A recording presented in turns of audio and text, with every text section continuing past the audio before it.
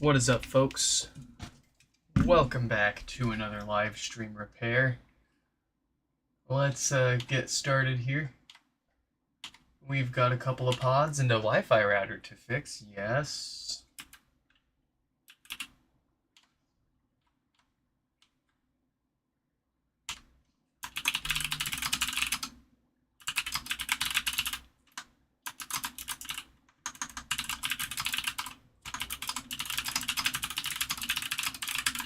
Stefan, the first, of course.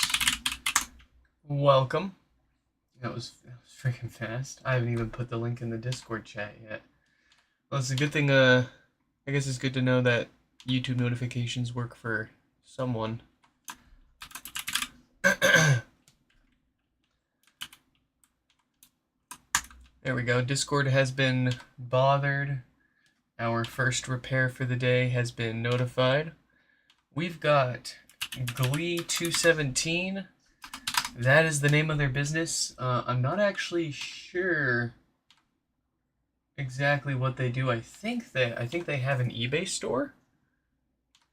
But go ahead and search them up, check them out if you can find them. Give them some business. Whatever they do, I'm sure they do it well. They've got good taste in HomePod repair technicians, at least. So we've got no power, no lights here, couple of watts from the wall. That all looks like the usual dead diode. After this, we've got, let's see here, Thomas has been waiting for a few days for a space gray logic board. Same with same with Joel and number 308. And then we've got Mike. Welcome back, Mike. We've got 2 HomePods from them. They got a screaming deal on those. I'm kind of salty about that, but lastly, we've got an anonymous no power, number 248. So we'll let Thomas know they are coming up here.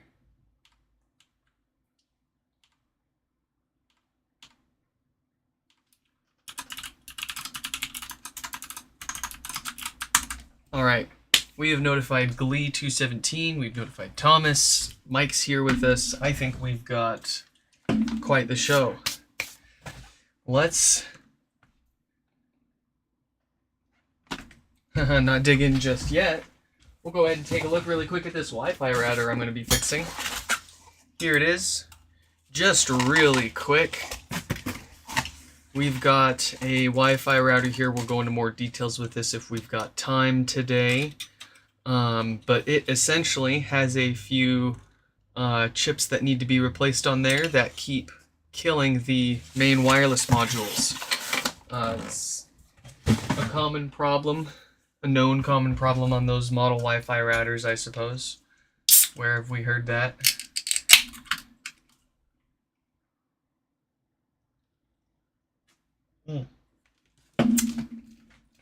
Let's dig in.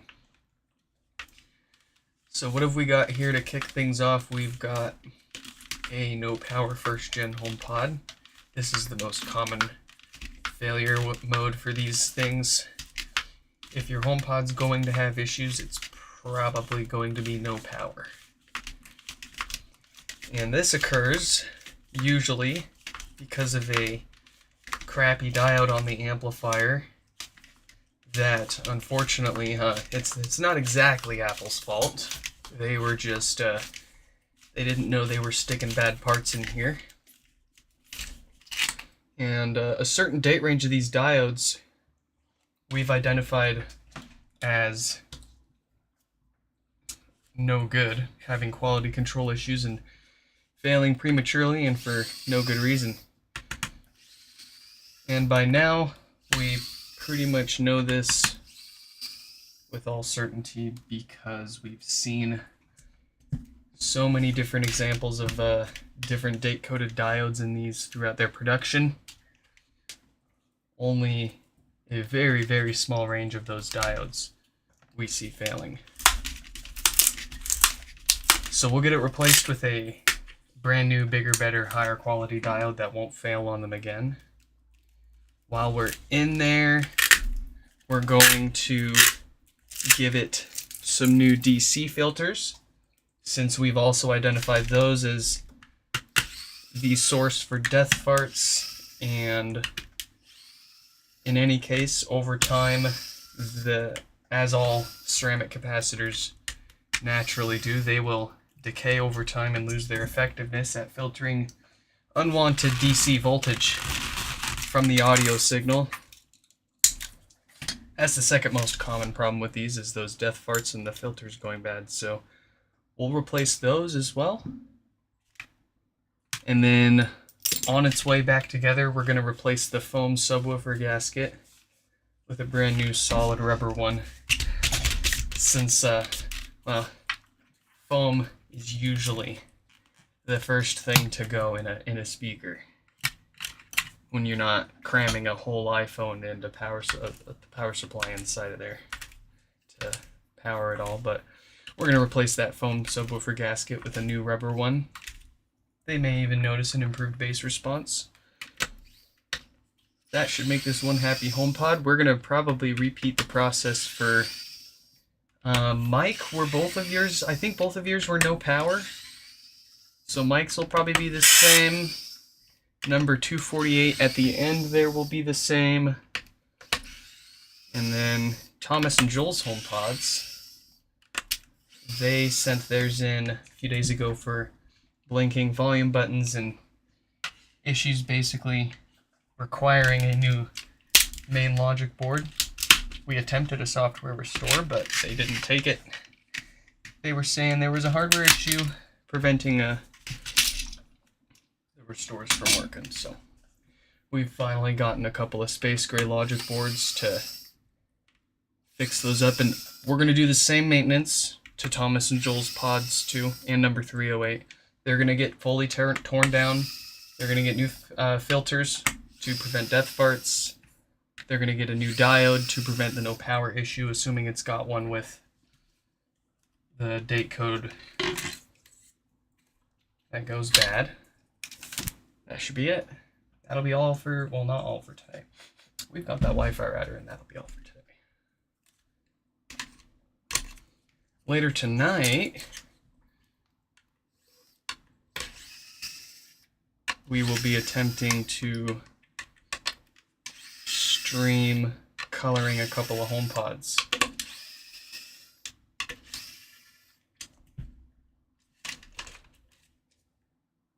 We will try. No promises, no guarantees, but if you see me going live tonight, it's an extra little special treat. I will set up a tripod in the living room and color up some pods for you folks.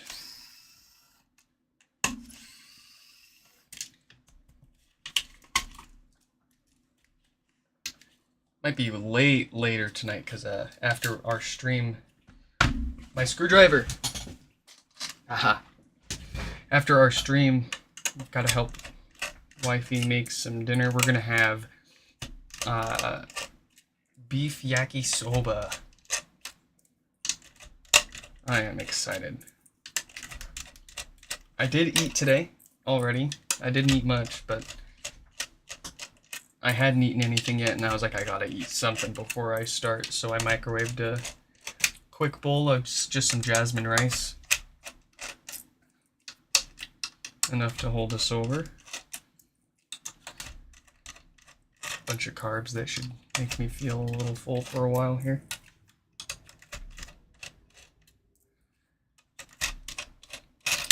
Oh, let's see. If it's 1:30 now, we'll probably be done here around 4:30 to 5:30.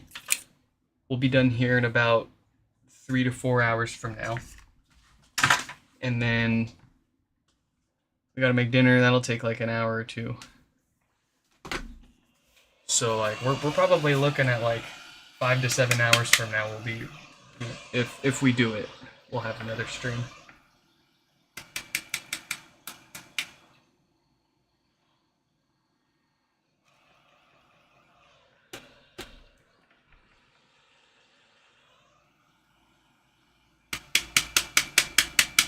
Come on, buddy. I believe in you.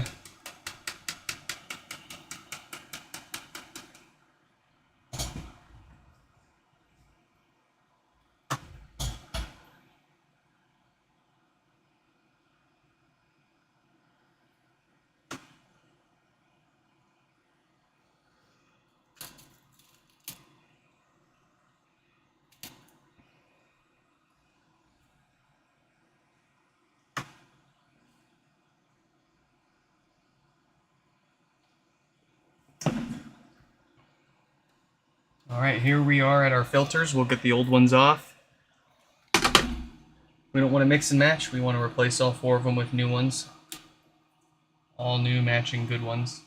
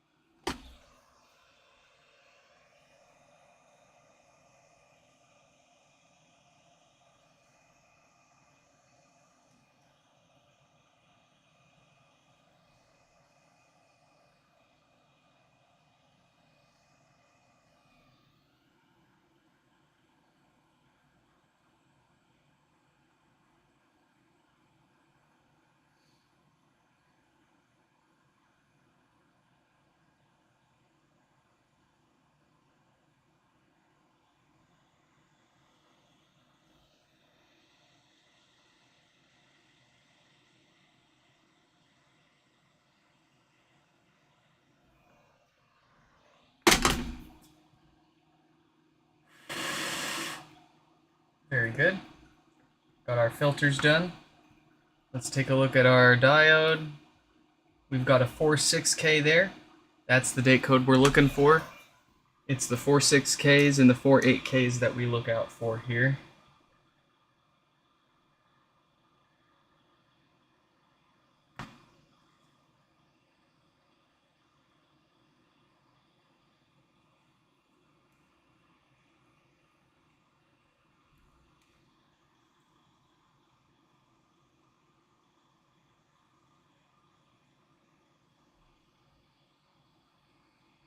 Stefan, did you get scammed?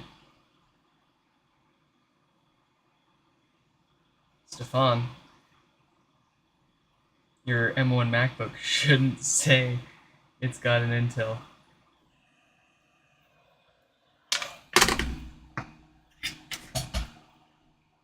That's why they refunded you and let you keep it. Free MacBook.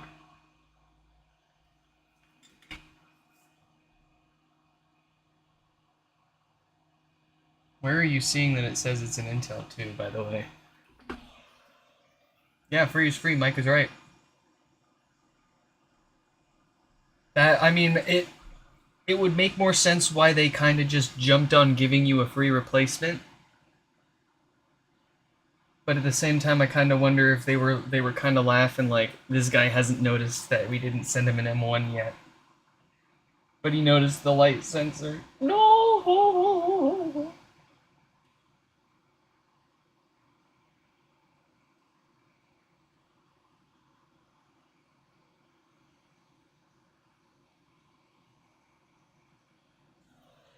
Did you see that mastery right there? Did you see that? Did you see it? Let's get that rogue blob out of here. It was stuck to it, squeezed out of our diode, out from under our diode, and attached itself to our little capacitor there, but I was not gonna have that. Can't have that. It would blow up.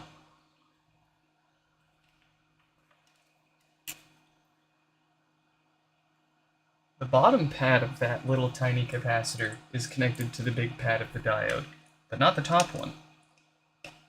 So we had to separate those.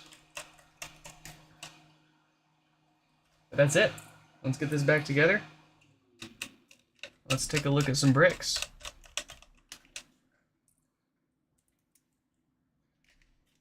Report this can, get another refund. Oh my god. I don't know. I don't know if that'll I wouldn't try it. I wouldn't push your luck. you got a full refund, and you got a MacBook out of it. So you're not out anything other than maybe your time. I would just take it and walk away.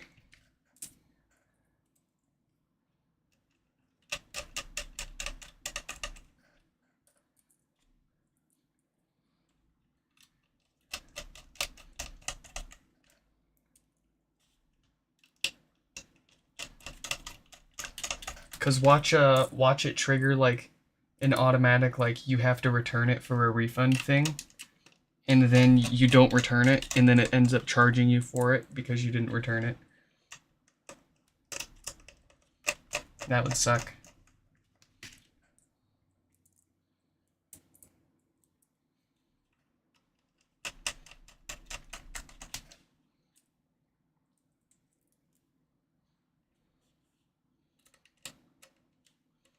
Well, if it's your only machine that you can use to restore HomePods, I would consider keeping it, and that way you can save more of them if you run into any. I'm missing a screw. There it is.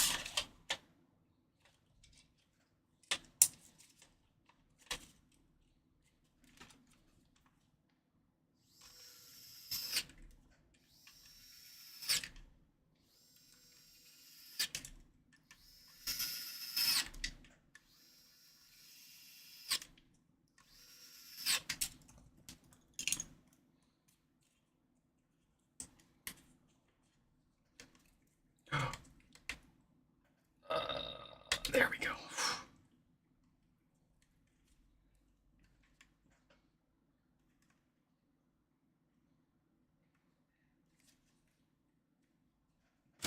Our aforementioned replacement subwoofer gasket.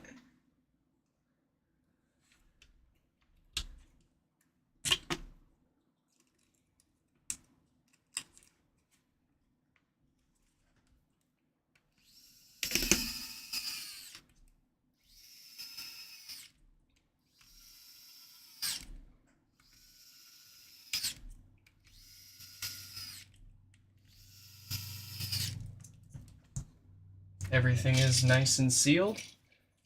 Anything from here up doesn't affect the seal. Not even this basket seals anything. That glue, it's just there to make our lives more difficult.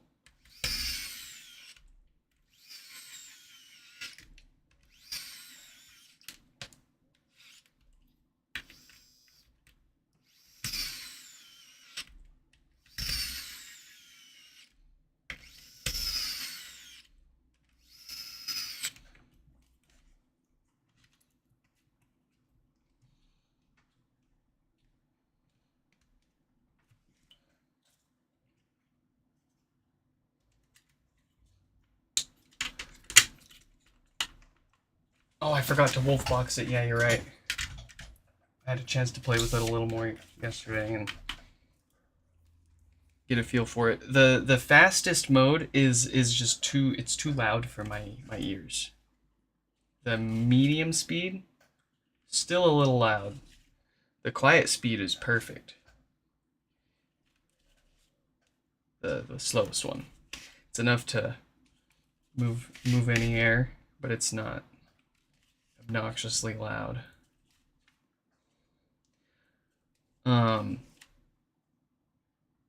I would put it like real world use comparison to my plug into the wall data vacuum.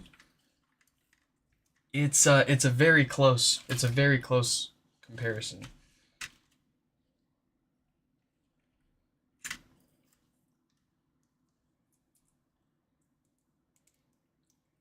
But the data vac, the plug into the wall data vac, does seem to just push a little more just raw volume of air out. But the Wolf box, it can still dislodge pretty much all the same dust and what have you. Just maybe in a slightly more focused beam of air than the data vac can do.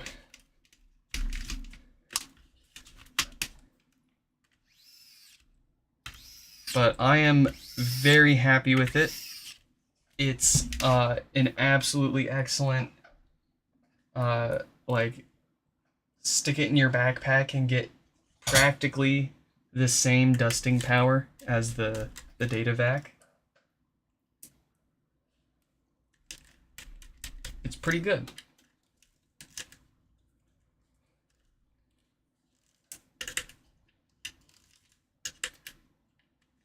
Oh, I spent a few more minutes on Alex's really dusty HomePod. If you folks remember that at the end of the stream when we were playing with our air duster. And it worked really well. It got every single little bit of dust out of the layers of the mesh. And it wasn't just dust on the outside, it was like stuck in between the fibers of the mesh itself. And that and the coarse brush, perfect.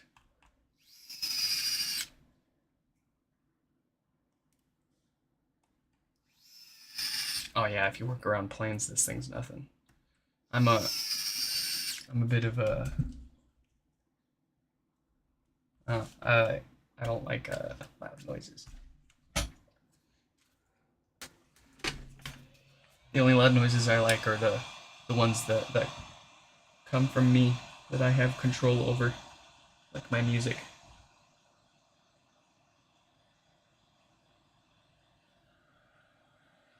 If you're not back before yours get to 240, okay.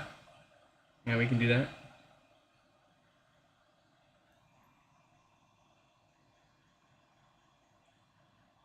Oh, Stroop waffles. Costco sells like the Costco size pack of them.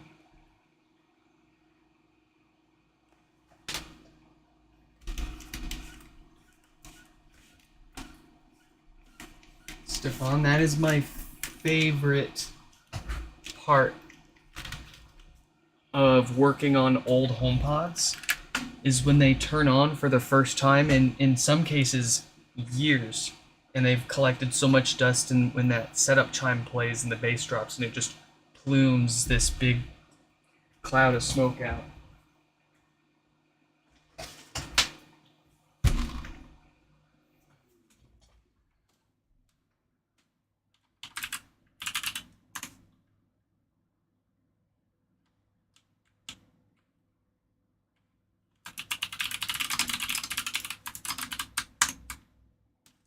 All right. Very good. We have got a working HomePod for Glee. We'll put it through its paces. Let's see, they opted for it not to be reset and updated, if I am not mistaken there. So we will leave it alone. We will test it, but we won't have to reset it to do that. All right, so let's knock out Thomas here. This one's going to be a little interesting because we gotta pick apart another pod for parts. So here I've got a potential candidate here. I just want to see if this logic board is even any good. I bought this used. Clearly someone's been in here. Someone's tried some stuff. I don't know how far they got, what they may have broken. Sold for parts of repair, as is no sound. So there's a chance it's a logic board issue. There's a chance it's an amp issue. There's a chance it's an issue with both of those. And we're totally hosed here.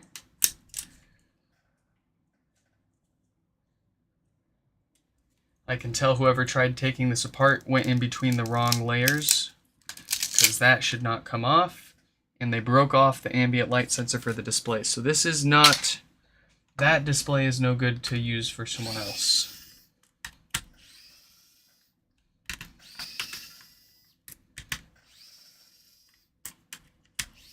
How much you want to bet it's a logic board issue?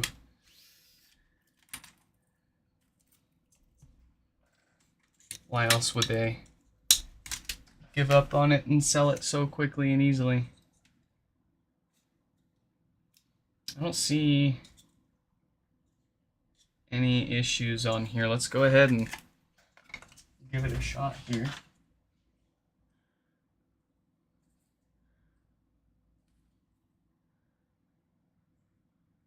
Make sure I'm grabbing a good display.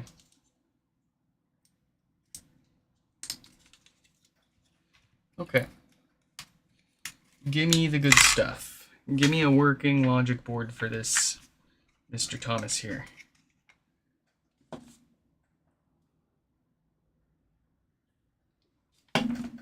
How do you remove the cover without scratching the edges? You need to keep your tool level with the top as you're prying it up.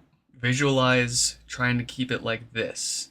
As soon as you go like that, or any kind of other angle, that's how you scratch them up.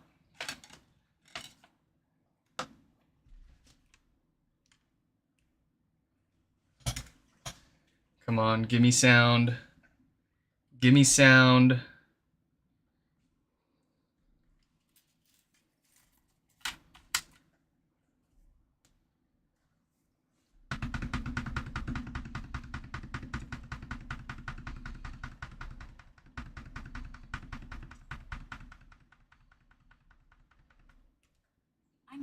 Yes! Yes! Yes! Yes! Yes! Yes! Yes! Yes!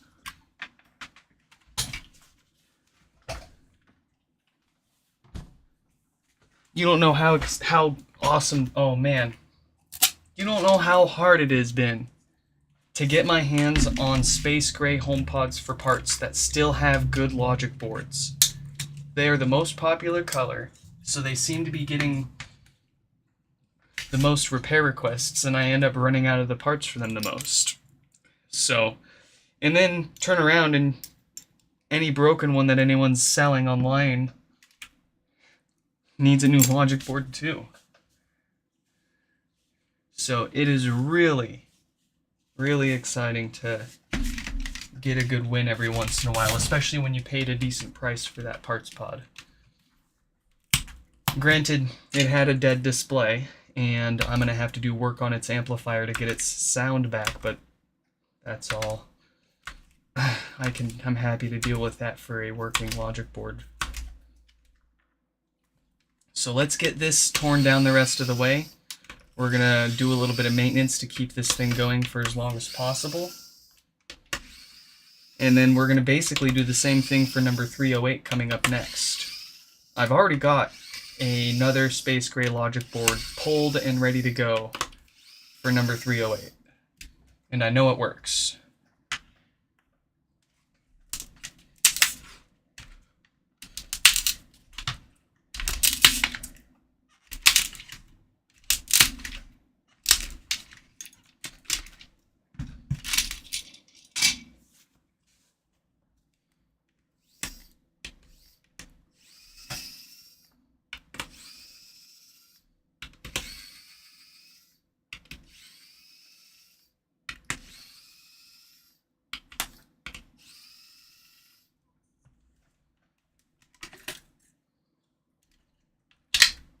How's our subwoofer?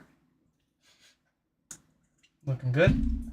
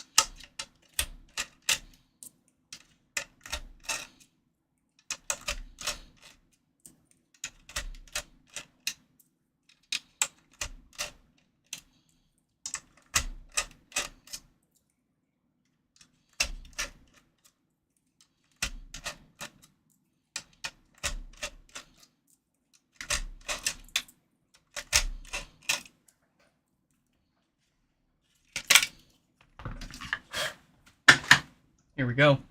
Let's knock out some hardware maintenance here. We're going to start with those filters. They love to go bad and cause death farts and bass issues.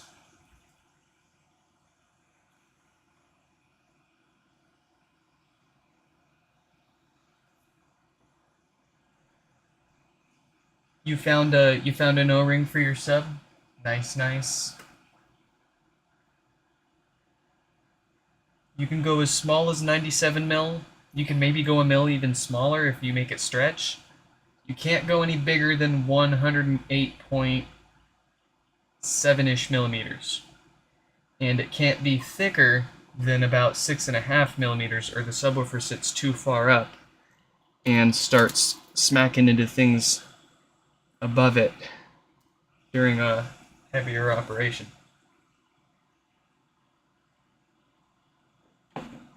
Inversely, anything thinner than 4 millimeters for a gasket for that subwoofer also won't seal. It just won't have enough real bite to it. Yeah, I'll pick those up later.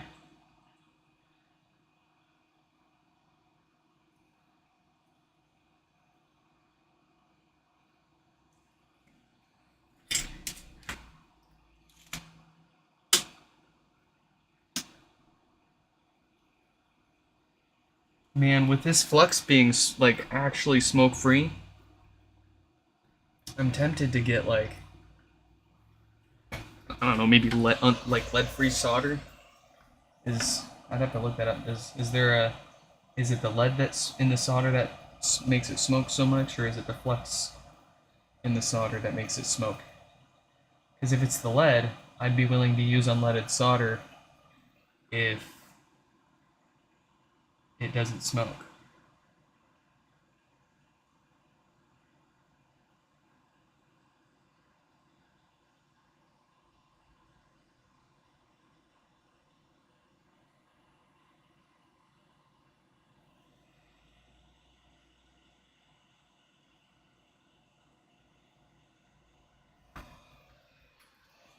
Magnificent.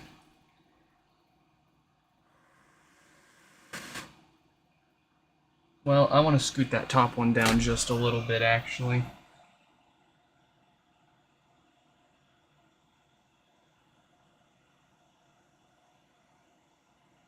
Here we go. I can sleep at night with that. Do we need a new Schottky diode? No, we don't. We got a 26K dated Schottky diode there, so that one's not going to fail and cause power issues. We'll get this together with a replacement subwoofer gasket at least, and that should be good to go. Do you have any methods on cleaning the white mesh? I do. I don't have any particular videos on it yet, but what you can do is simply take your mesh off of your HomePod. I do have a video on how to do that. And you can use plain old Dawn dish soap and something with like toothbrush bristles to scrub it clean. Don't like really ream into it, but like a light to moderate pressure, scrubbing it in there. Dawn dish soap tends to clean up really well. And if you can't get it nice and white with that, then you can try some Clorox as well. Use warm water to help loosen things up. You'll be good. For small, tiny spots here and there, you might be able to get away with a Q-tip and 99% isopropyl alcohol, or a white rag and some alcohol. Do not use any colored fabrics whatsoever, ever, on a white mesh. You have a chance of it bleeding onto the mesh and making more of a mess for yourself. Especially if you're using isopropyl alcohol as well.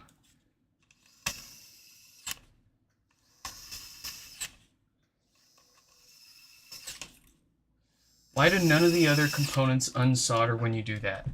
That is because they are already on the board and held down by the surface tension of the solder that they are attached to.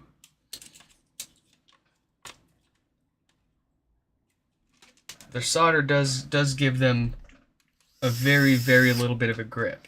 Now, if I bump any of those components and they come loose from their solder pads, then they'll start flying around. But it's that surface tension. They're already attached to their pads with solder. It's holding them down for the most part.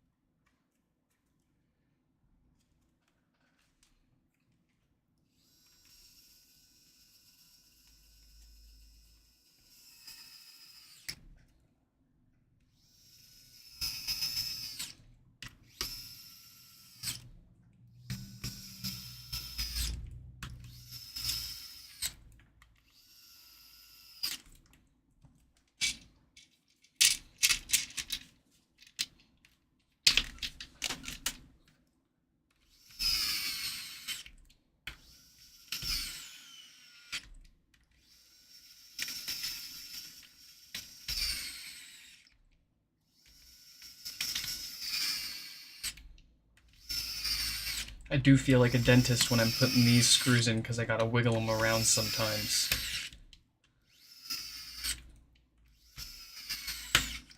With my dentist drill. Oh, for anyone curious that's been keeping tabs on my electric screwdriver saga, it's still been working flawlessly since we resoldered the button on there.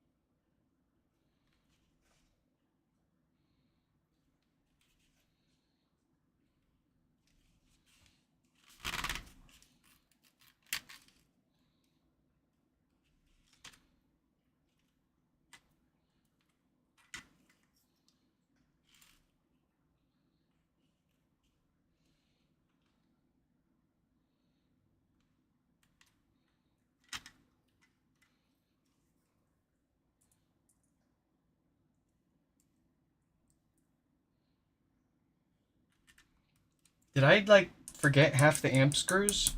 I'm gonna have to take this one back apart later. That's hilarious. I think I was talking while I was putting that in and I must have distracted myself there. I am not going to send this back to Thomas missing half the amps half the amp screws. It'll probably work fine. Heck, it'd probably never notice. Would never cause any issues, but I'm not gonna play those games. We'll see if it at least works, and then I'll fix it up tonight again before I send it back to him.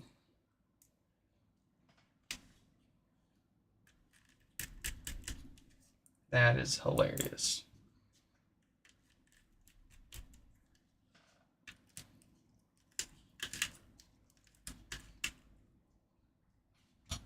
Oh yeah. I've got a couple of I've got a smoke extractor. I don't like it too much. It's a little noisy, but you know, it's you kind of need to stay healthy.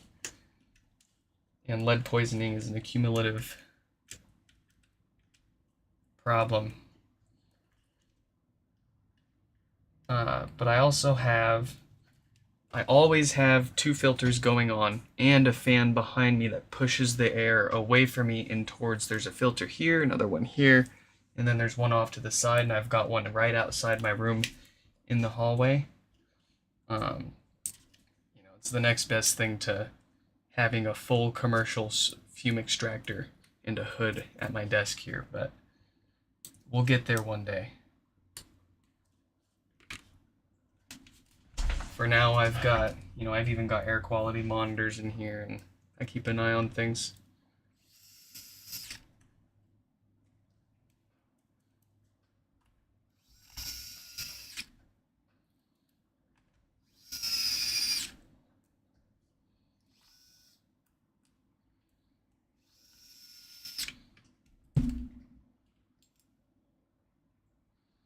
This display has been out for a minute or two, so I'm gonna give it a little extra love here. And just rub in some isopropyl alcohol. That'll help me get any hairs that might have stuck down to it while it's been apart.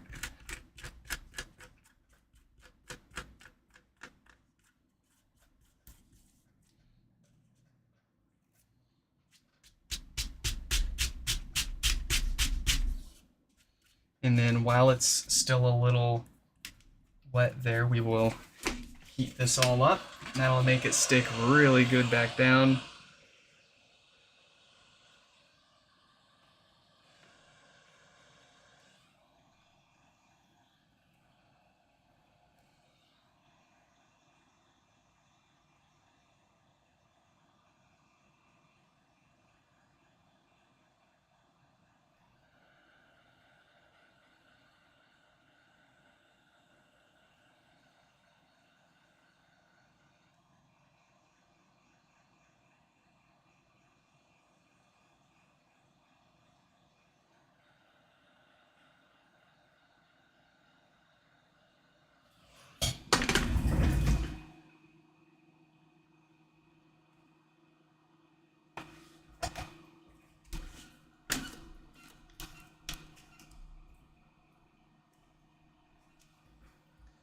All right.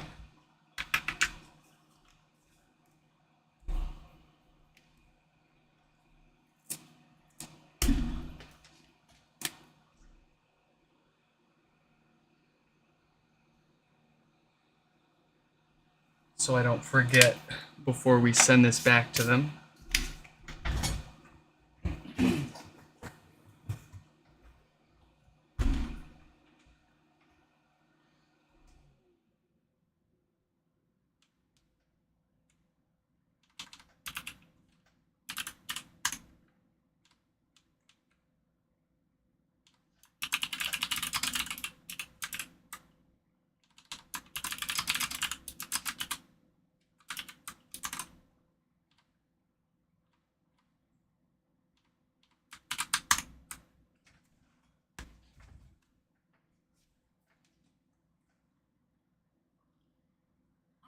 Trouble connecting to the internet. For more info. Yeah. All right. Let's move on to, not number 308 here. We got Joel next. Joel. With the same situation here, we tried a software restore on their HomePod. It refused. It said, "Give me a new logic board."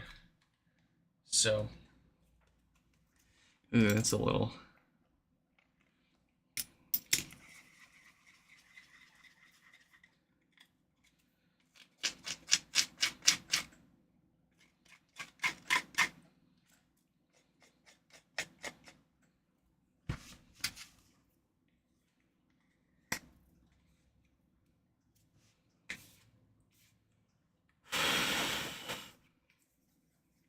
Okay.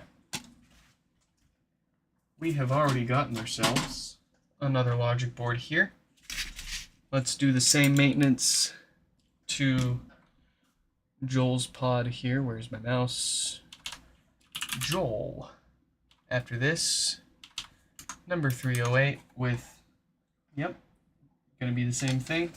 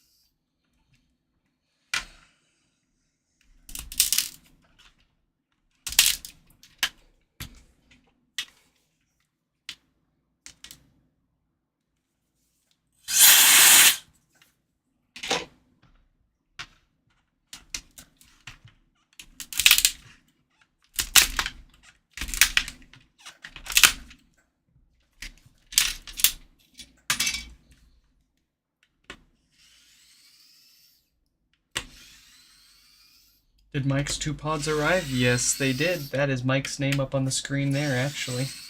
I didn't put X2 next to it, but yeah. We got both of them in today.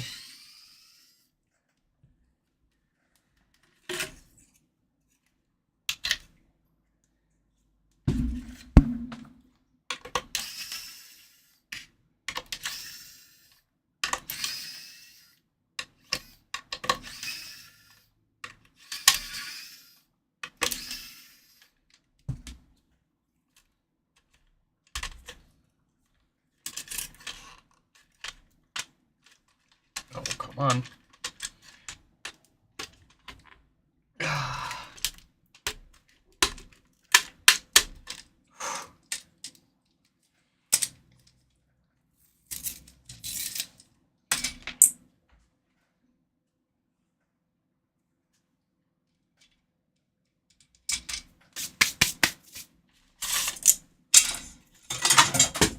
Whoopsies!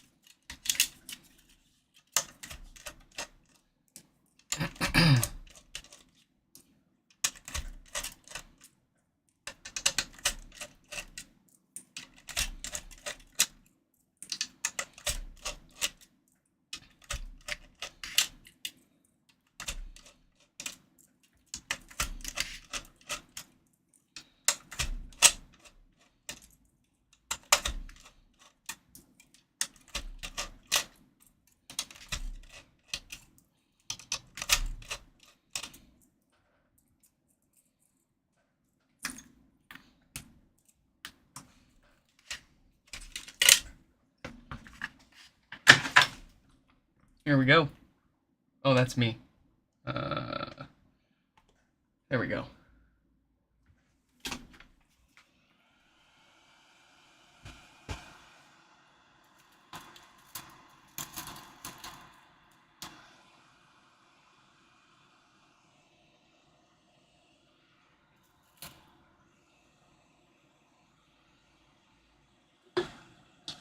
I'm out. I need another one.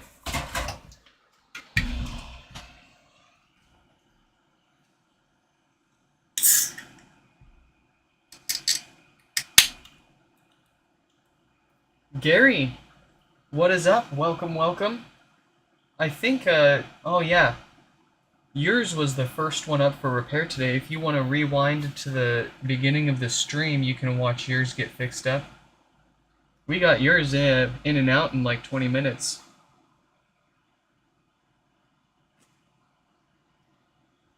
Easy peasy, no complications. It got a new diode for the power issue.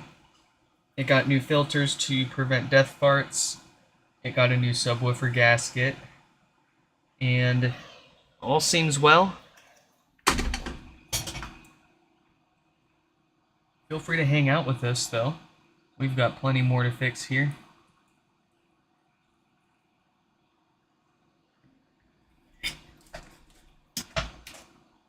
Oh, and I will follow up with you at the end of our stream today, so you can pay and get your pod back.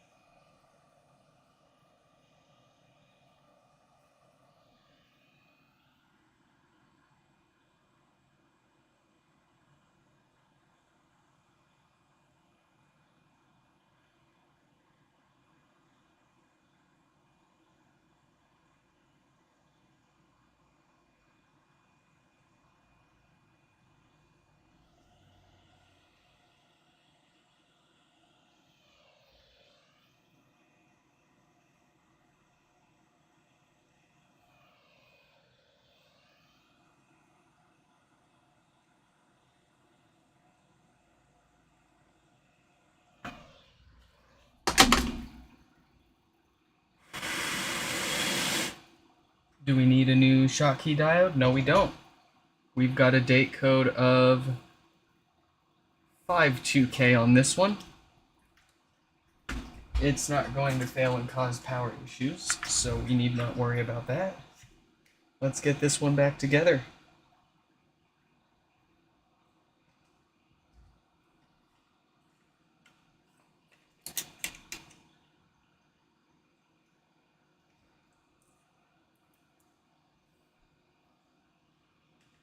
Yeah, I mean, theoretically, if we go by how many we've fixed and, well, I mean, it's just speculation. We don't know. But theoretically, most HomePods out there should be fine and won't have any issues for a long time. Inevitably, those filters for DC voltage, since they're ceramic caps, all ceramic capacitors have a shelf life. Even being unused, sitting there, they even in the data sheets, they say after about a year you need to recondition them before you use them in a new product. So, inevitably, all HomePods are going to need new filters. They're all going to start death farting. It's just a matter of time. But, that said, it should be a long time before they need them. Most of them. I don't think that many of the filter failures that we see causing death farts are necessarily an aging issue, because we'd be seeing so many more of them failing at this point, and or we wouldn't have seen so many failing so early on. Right? Like, when these things were first released, we hopped into the repair game on these. I mean, we established the repair game on these. And right out the gate, before we even started offering repair service for these, people were complaining about death farts. These things were having them. And you can't tell me that within a year or two, even, that they naturally aged and went bad. That's a natural derating. There's no chance. And if it was, then we'd see so many more of them aging and failing, especially by now. And yeah, it is a one of the most common issues, but that's when you're talking about common issues. I'm not saying most HomePods will. Well, actually, yeah, we are. Most HomePods will inevitably, but not here and now.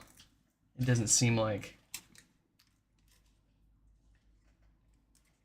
they're failing due to age. Not yet. Seems like just another case of low quality parts.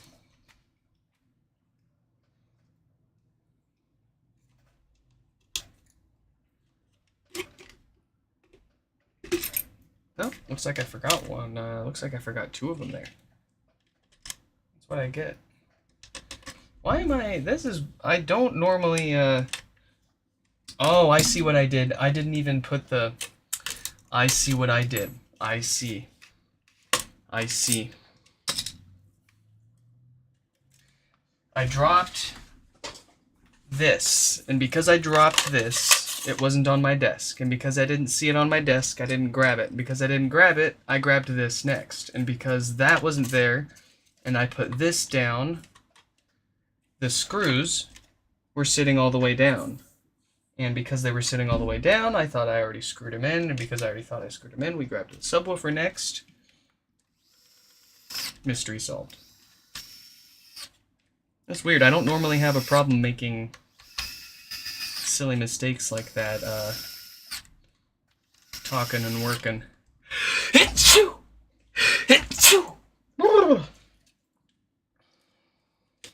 At least we didn't forget the amplifier screws this time.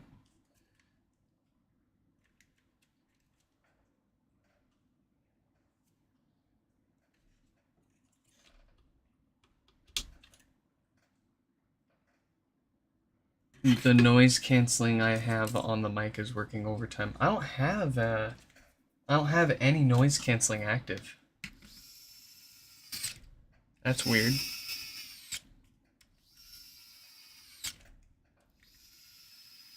Oh, you know what? I forgot to turn my gain back up. Headphone users, you've been warned. I'm about to adjust the audio volume here. It's gonna get a little louder. Okay.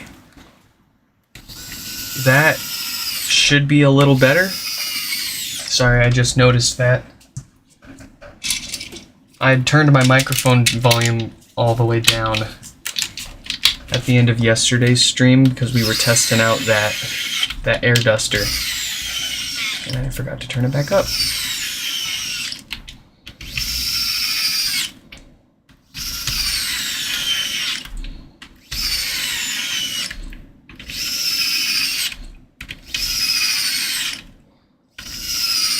Forget the amp in Mike's HomePods. If we could find a way to get them to turn on without amplifiers, I would totally mess with them like that. Maybe.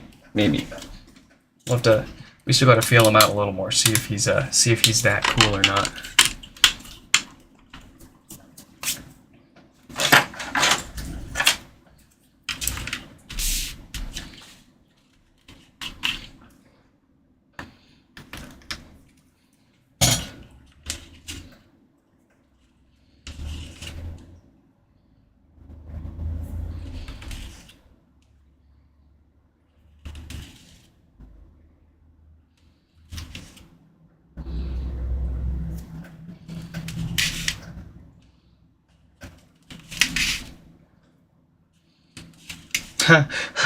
Or what we could do to Mike is we could like put together a HomePod with like no subwoofer in it, so it'll turn on and work fine, but it just won't have any bass. And he'll go to pick it up and it'll be awfully light. Suspiciously light. Because the subwoofer's most of the weight in these things.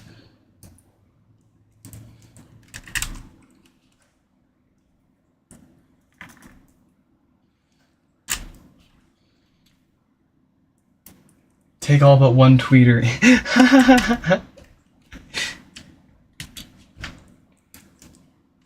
Okay. Even better. I just don't connect the sub or the tweeters. Everything's there, but none of it's connected. And so he'll go to take it apart and find one thing disconnected and be like, "Oh, awesome. Easy fix." Wrong. Still issues. Everything's disconnected.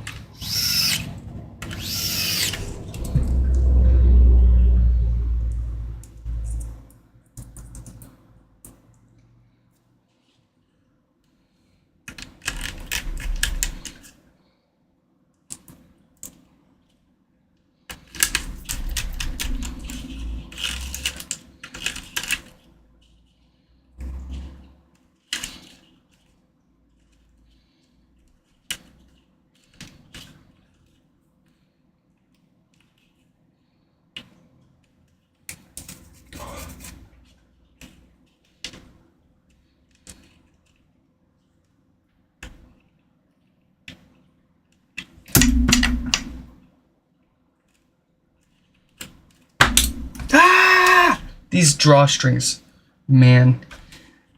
Do them a few thousand times and tell me you don't go insane.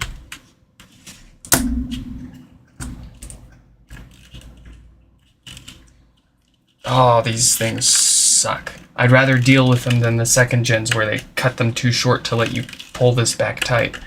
That is some absolutely evil stuff they did in the second gen. Pure evil. No freaking excuse, man. Why they hate us? Why do they hate us? I need a display. I should have plenty of displays. Oh, here we go. That's okay, that was just my back on the desk. We're okay.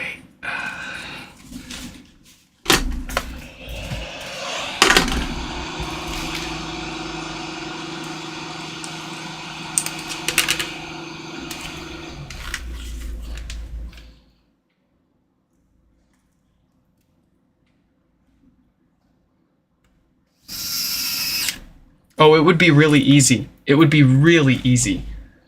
The main logic board only needs a couple of different voltages to turn on.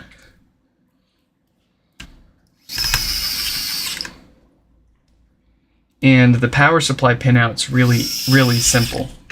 We could easily run wires straight from the power supply to the logic board.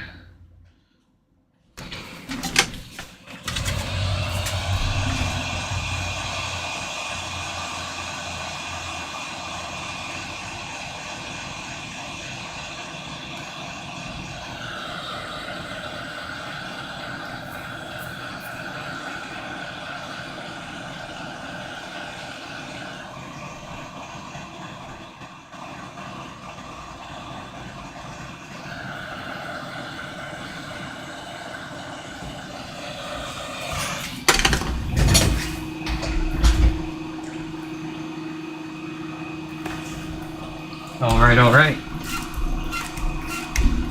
Hey, we remembered all of their screws this time. Good job, Nick.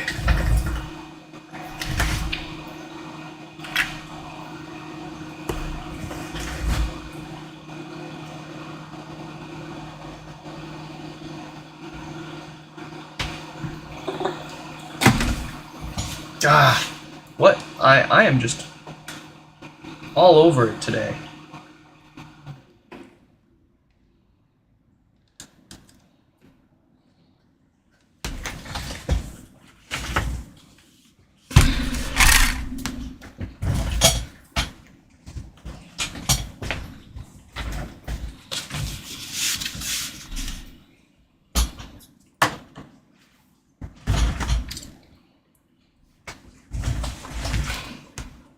I'm having trouble.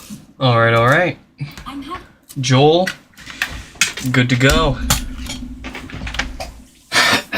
Let's hit another one here. Number 308, same dealio. And then we'll move on to some more actual repairs here. Number 308, attempted a software restore, didn't work, needed a new logic board.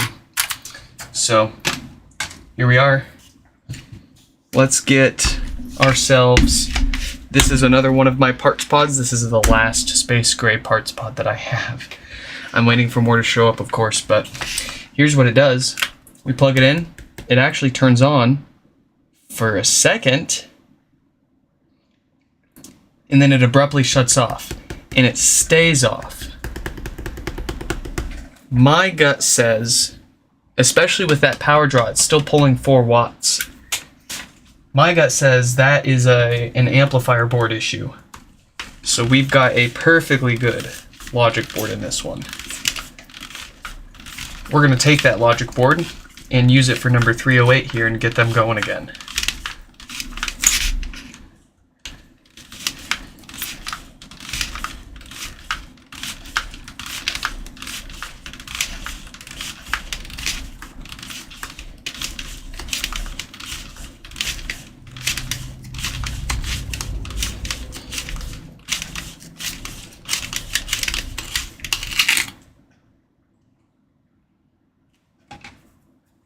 That's a good top. I'll use that for something else. This display, I don't know where I put number 308's display, so we'll just we'll use this one, assuming it's not what's causing our issues.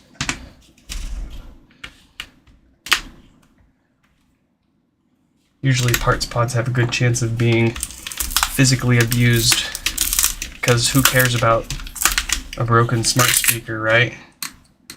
Throw it around. It's already broken, who cares, right? It's not like it's got a bunch of good parts in it that people need.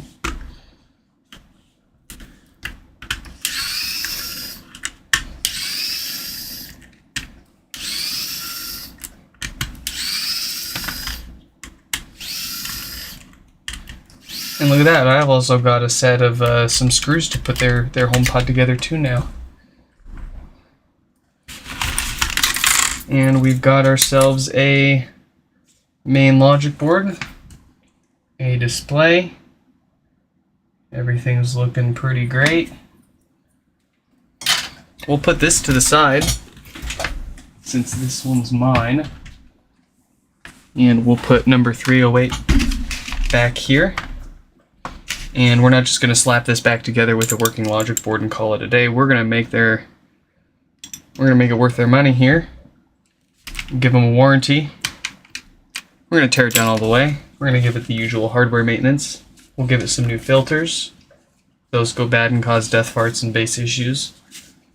We'll give it new Schottky diode if it's got one that causes no power issues. And then we'll put it together with a new subwoofer gasket.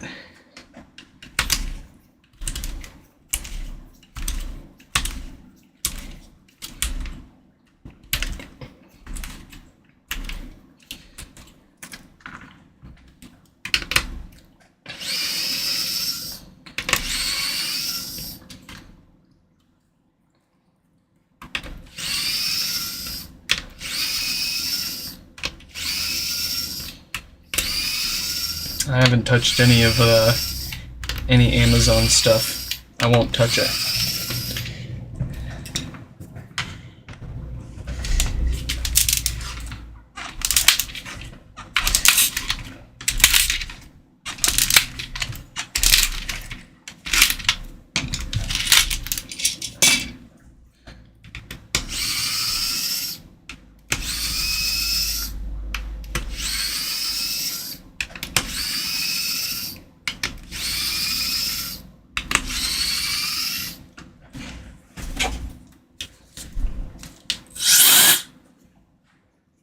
Yeah, it was a little dusty.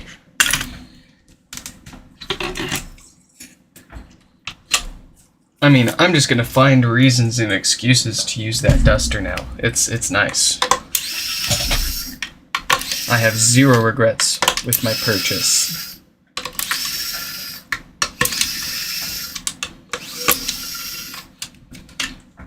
And I did pretty much specifically wait for either Torque Test Channel or Project Farms or someone out there to do a good comparison between all of them.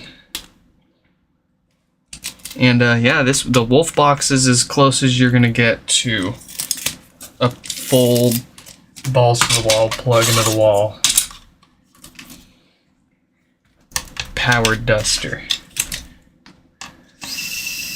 Mike's back. Oh, Mike's back just in time too. We're about halfway done with number 308 here, and then it's yours.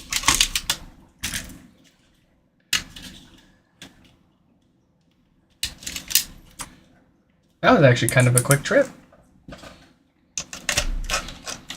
That took you less time than it takes me to run down to my UPS mailbox and back.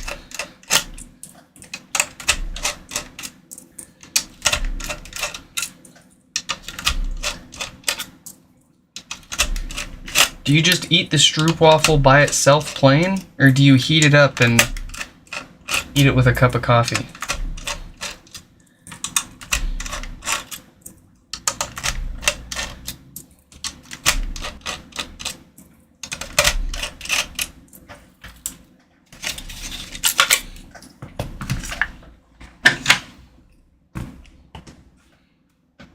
Here we go, fart filters first.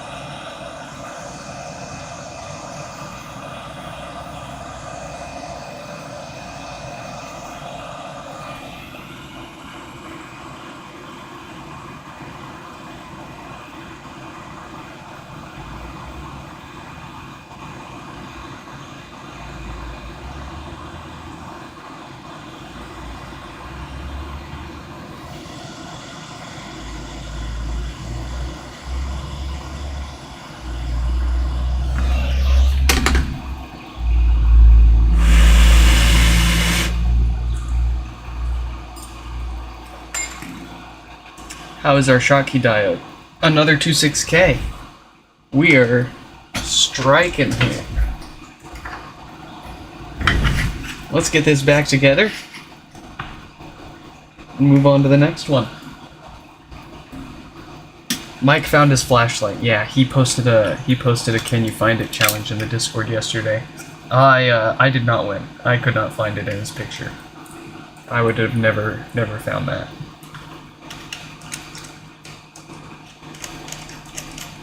I was kind of expecting it to be in plainer sight than that.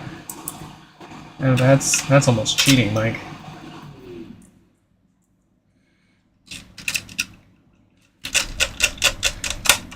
I was expecting more of a trick than an actual good hiding spot for it.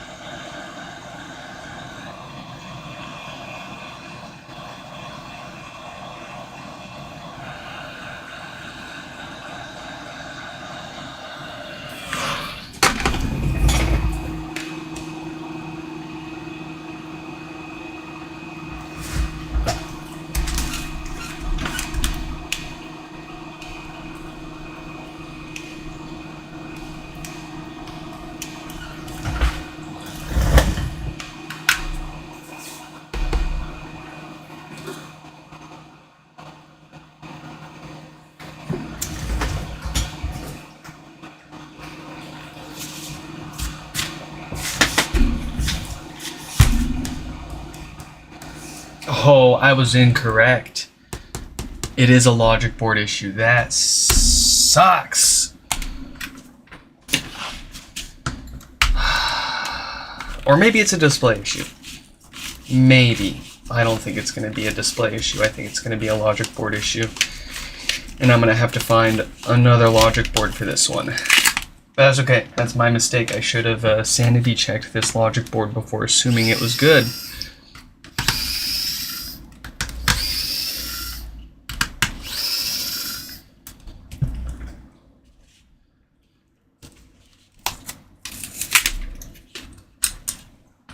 I'm going to try a different display really quick. One that I know works. I frankly have not seen a logic board a logic board, yeah, behave like this.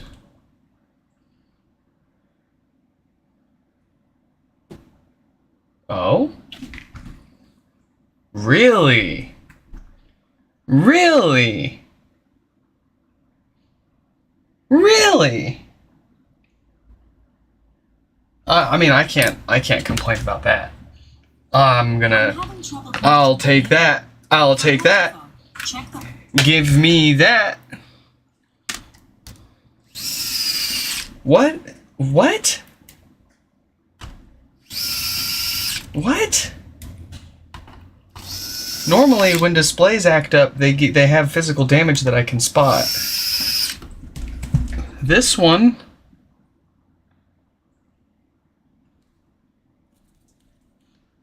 Oh, yeah. Yeah, of course. Of course I missed it. This wasn't the problem with BR308's HomePod originally. This was from the parts pod that we thought had a good logic board. And yeah, that should not have happened that easily. But that's the problem for this one. So what happened was this HomePod was probably dropped on its head. It pushed this in just enough to start breaking some of those pads off the board. And with a lack of full communication between the display and logic board, it tends to have all sorts of weird issues like this. But hey, like I said, I'm happy to take that over needing another logic board for this one.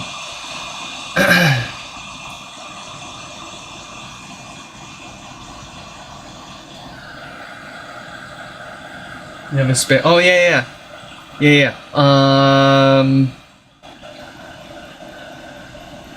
You were, I think I will be getting to your messages within like an hour after the stream here. I'm mostly caught up. I mean, in any case, I'm probably down and cool for whatever you're suggesting. I just legitimately I haven't even read your DMs yet, man. I'm so sorry. I'm so sorry.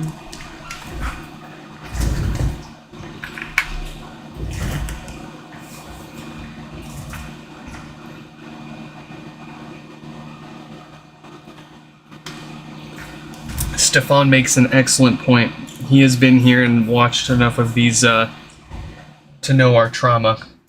Often when that display is damaged like that, the logic board is another casualty because it's sitting right underneath and it pushes it down and starts to break the chips apart from the board. But I'm having trouble connecting to the internet. Alright. I'm having trouble. Number 308 can finally get their HomePod back. Oof. And for now, up to this point at least, I don't think I have anybody waiting for space gray logic boards now. I'm out of... That was my last space gray board, but at least at the moment, nobody else is waiting for another one. So, let's move on. What's wrong with these? No power for both of them? Dude, you got really lucky. This was a deal. Alright, no lights, no power.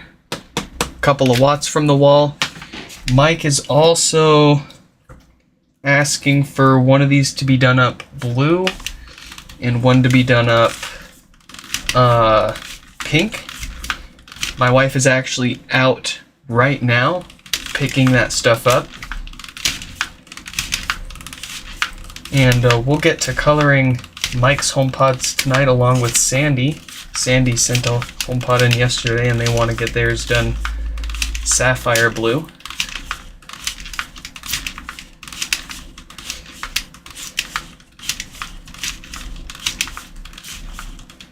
That feels like it's never been opened before. The power draw looks right.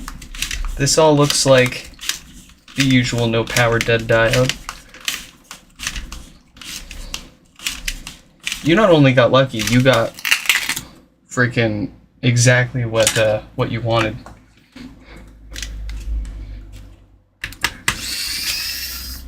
I mean, I can't feel too bad. I did I did win like 4 HomePods on Shop Goodwill's auction site last night. Not for great prices, but prices I'm happy to pay for them nonetheless. Most of them space grays too.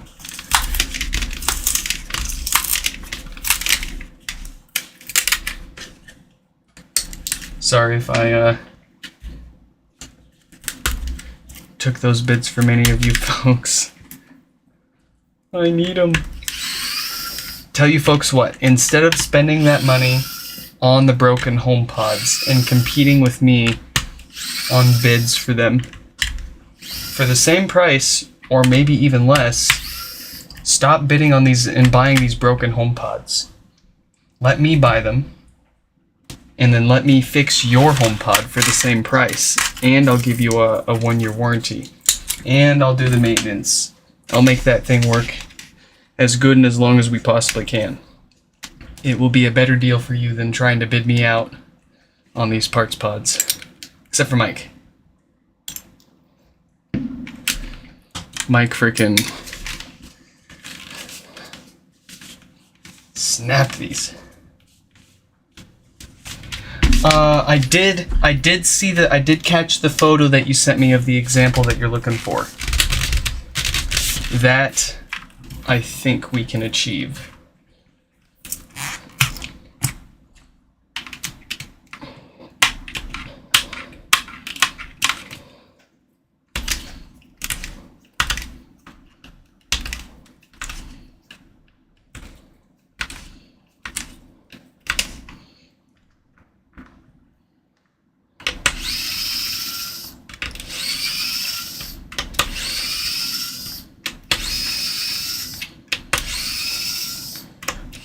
If I can get the colors just right, I'll even have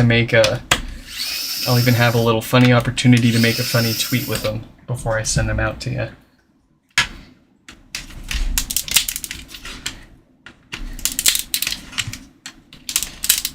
But if you're going specifically for that flag's colors, I'm gonna try my darnest to nail them. I'm all for it.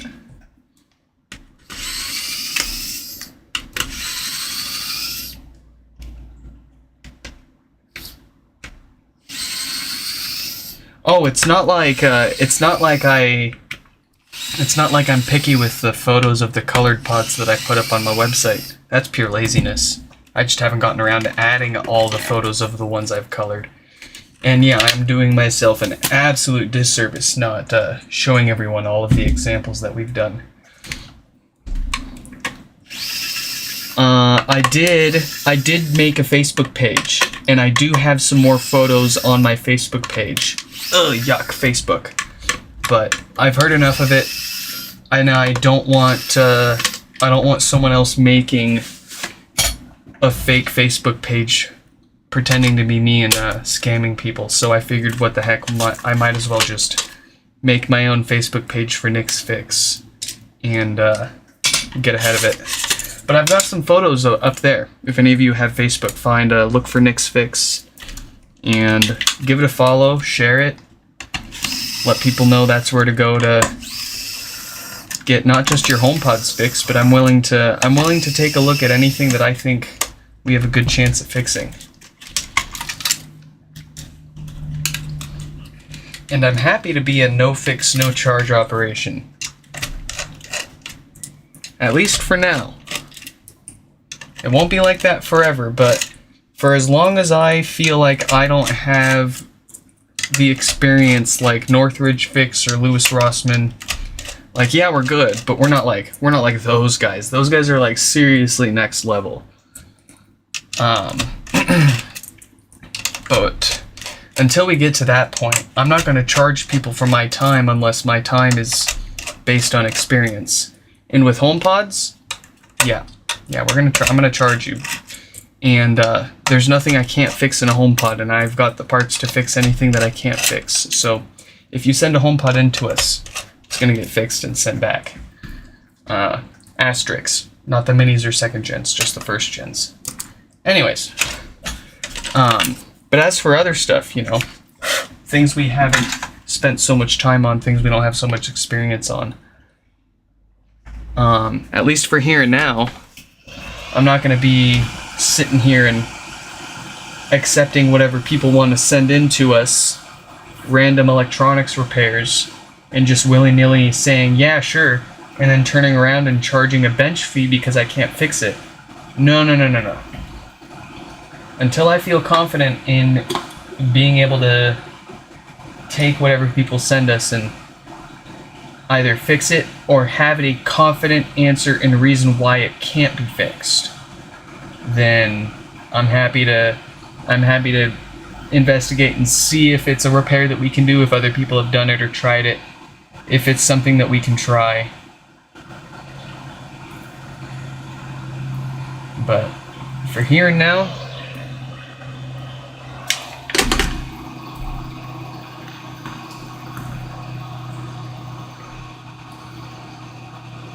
happy to no fix, no charge.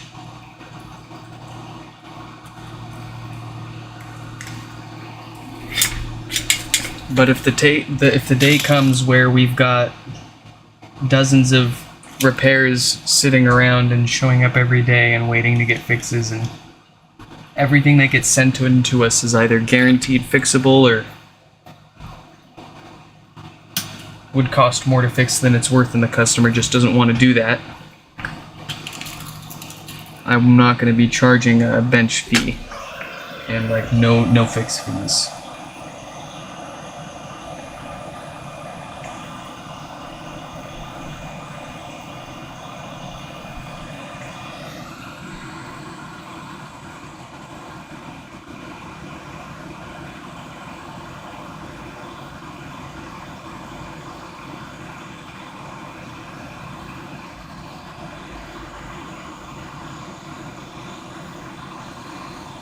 I also have the luxury of this not being my like primary source of income. We do this in our free time. I'd like to get to the point one day where we do nothing full time other than electronics repairs.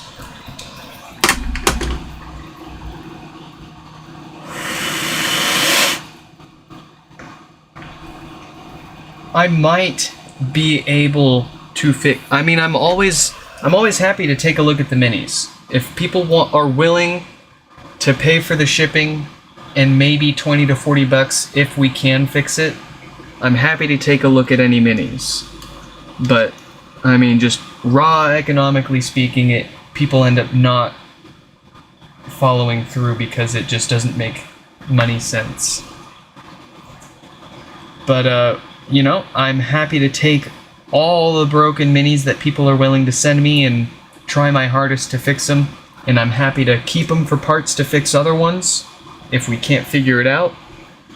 Or you can pay for shipping and get it back and try to sell it up on eBay or figure it out yourself or something.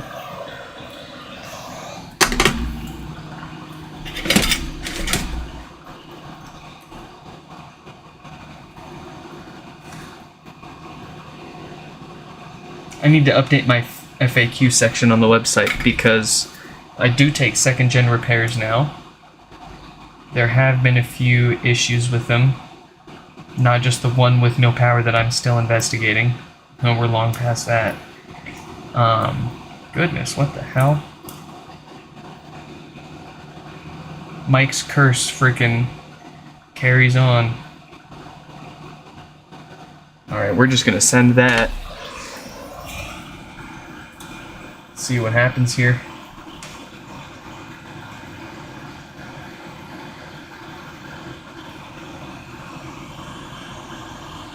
Oh, okay, nothing specific. It was just an after realization. Okay, I see how you are, Mike. I see how you are.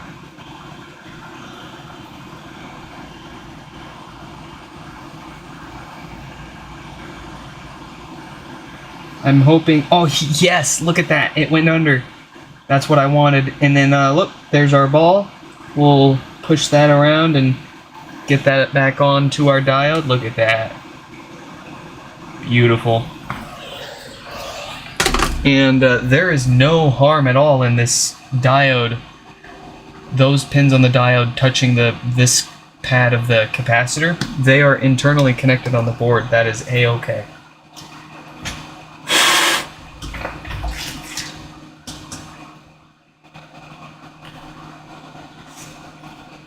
No, it's okay, Mike. I know. I am picking up what you're putting down. I get it. You just like the colors, and that's all. I get you. I get you.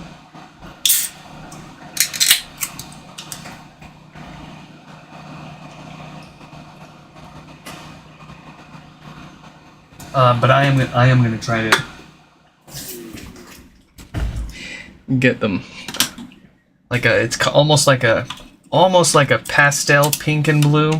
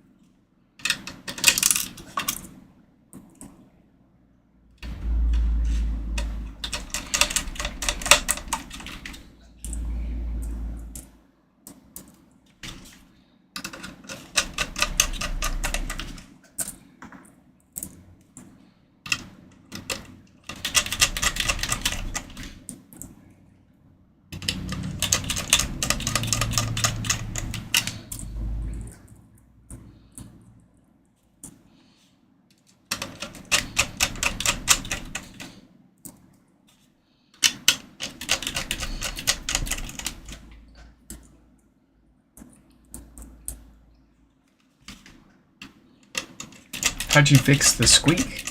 Was it like the hinge just need to get tightened up? You got a case on it that's interfering?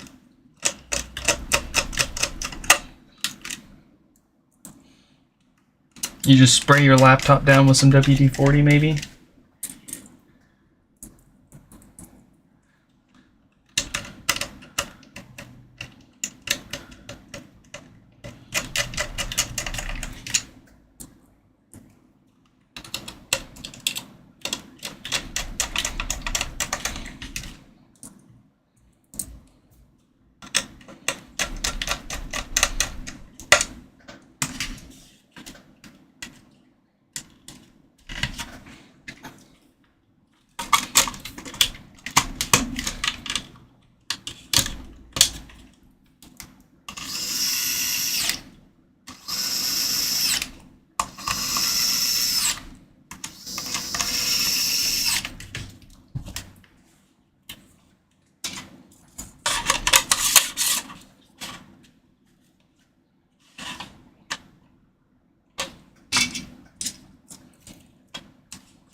Ooh. Yeah, that would do it.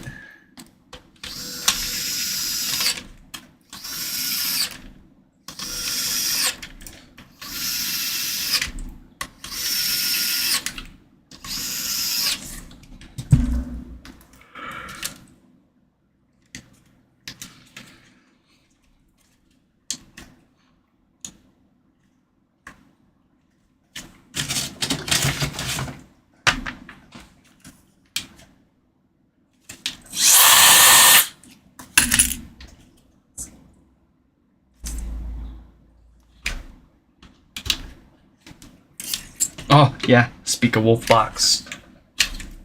Dude, I love this thing. Absolutely worth the money. If you were thinking about it, get one. 100%. 100.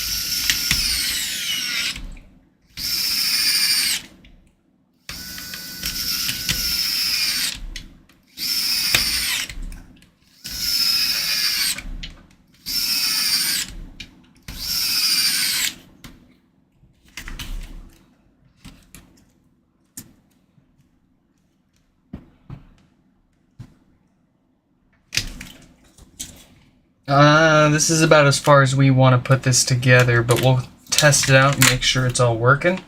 Since we're going to be taking this mesh right back off to color it up later here. Let's see if it works at least.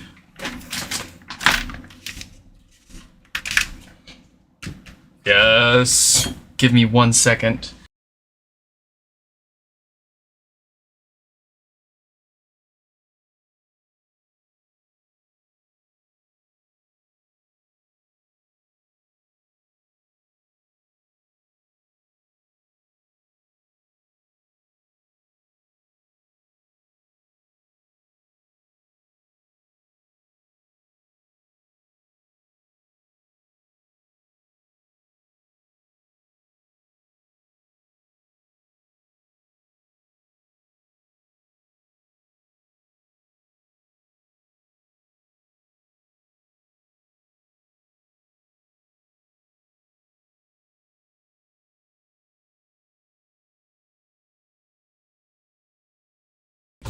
Alright.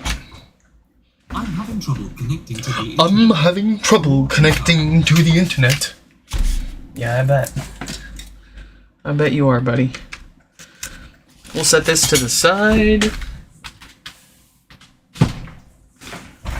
Let's get Mike's other... Oh! Well, there goes my stack of subwoofers.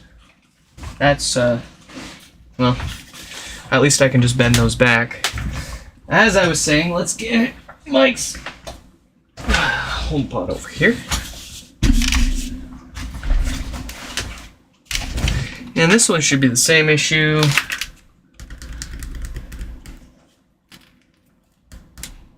No lights, no power, a couple of watts from the wall.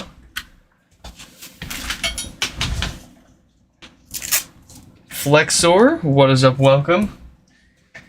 Messaged me about fixing a PlayStation 3. Ooh. You want to drop it off instead of ship it? Oh, absolutely. Absolutely. I will shoot you an email here after the stream, or rather I'll follow up with you after the stream here.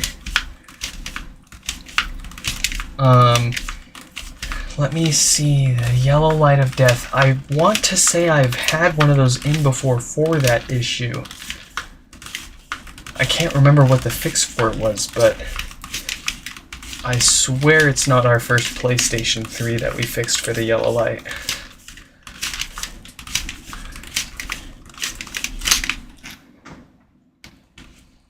What do you mean? I'm a registered business. My address is public info.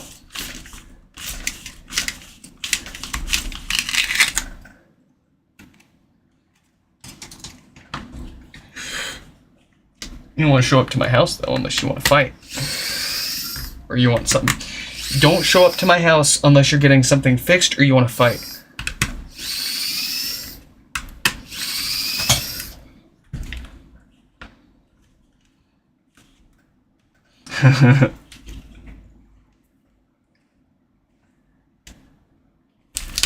Oh, no. I'm not just talking about the UPS address. I mean my freaking home address. If you want to be a licensed business in America, you have to basically dox yourself.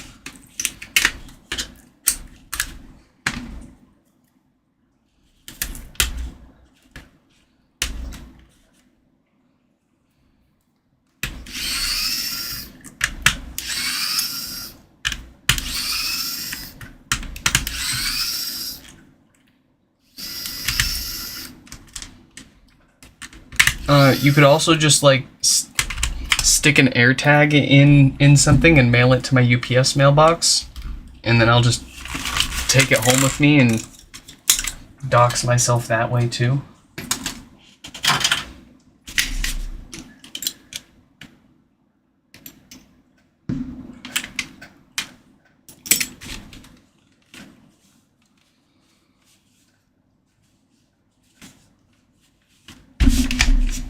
Yeah, you never know, man. You never frickin' know these days. You may say the wrong thing and you don't even realize it. Or not even that, just, goodness.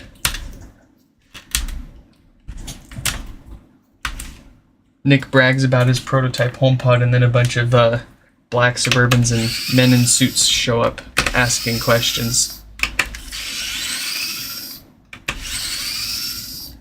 What's in the little blue bottle? That is Tim Cook's Tears, comprised of 99% isopropyl alcohol. It helps break down the adhesive that glues this very basket down that we are prying up now. Makes it a little easier to work on. If we don't do the rubbing alcohol, then this would not come up nearly as easy. It's not necessary, but it makes it a lot easier.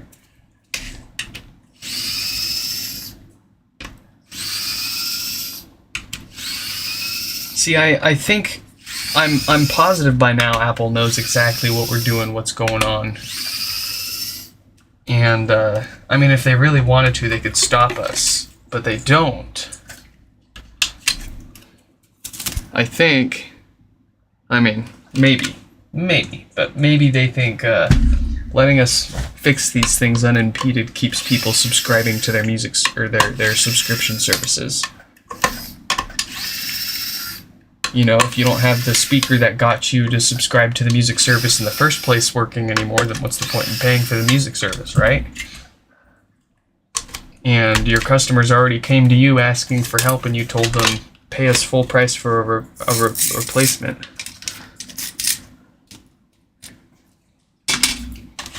You shut someone like us down, then that's just going to piss them off more, take away another option from them, and push them further away from you as a future customer.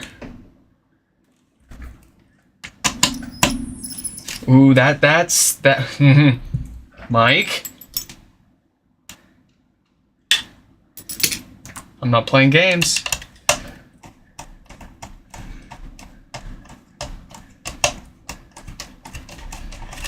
I'm just gonna do the other ones preemptively here. Yeah, that one's okay. That one's good. That one's good. I'm not dealing with another stripped screw. Not this week. Maybe next week I'll have the patience for one.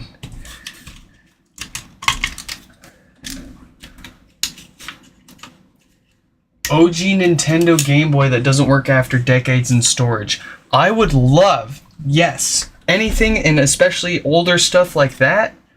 I am 100% game to take a look at.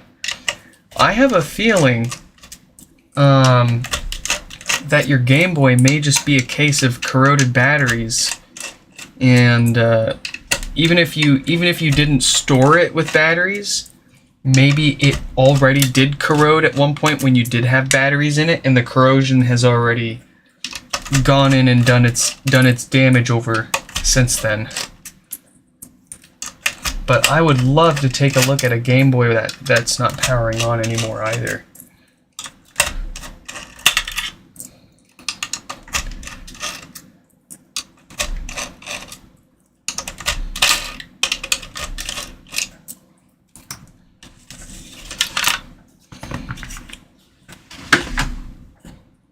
Here we go.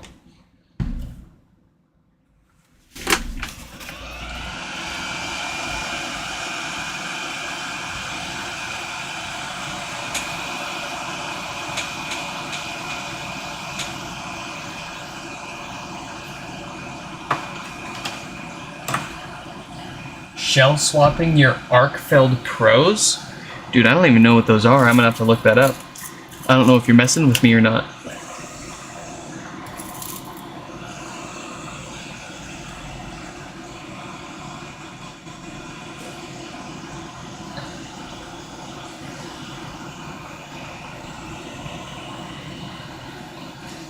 Oh, your demo watch too. What's up with that? Is it just not turning on? Stuff that doesn't turn on is usually that stuff can be usually fixable. You just got a random short here or there, a little cap blown up, maybe a resistor.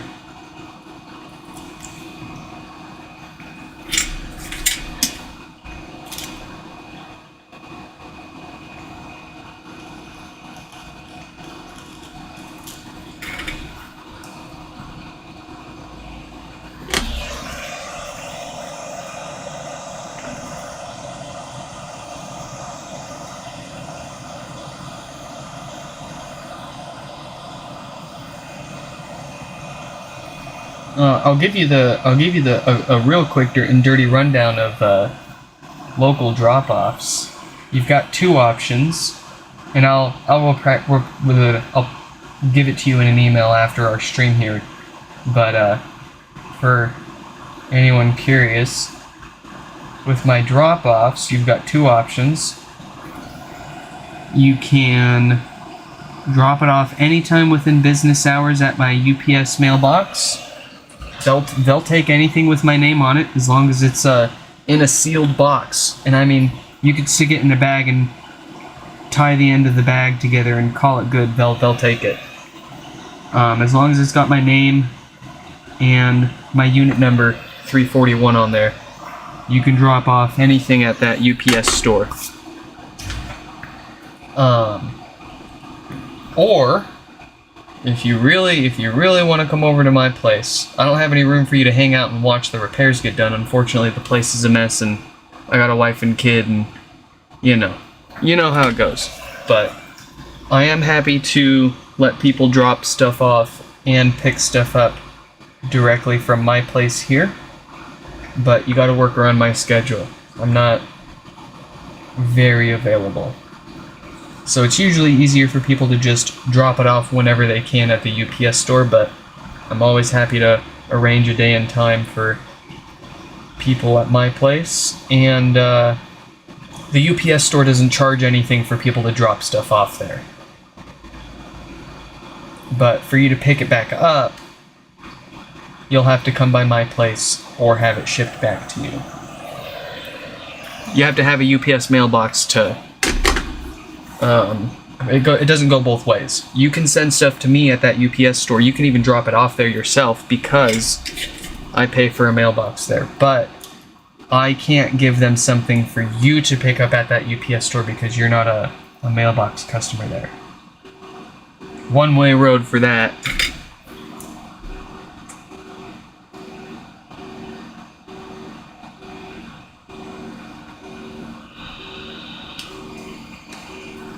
It'll save you a little on shipping. Make it maybe even a little quicker for you.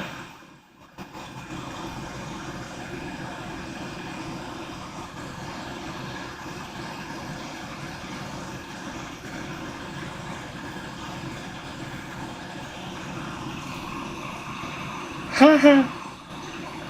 Pick you up from the air. I mean, you pay me the right price, I'll do that. I was gonna say I'll do anything, but you gotta be careful what you say around Mike.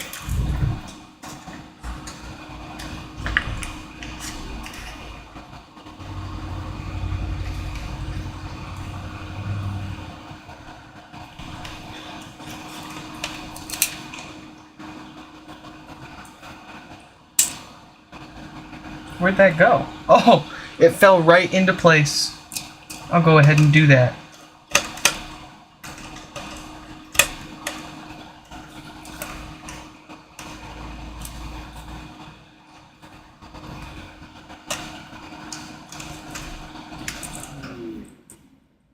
I've never dropped a screw in here before where it just fell right into its hole. That's That's cool. I'm glad we all witnessed that together.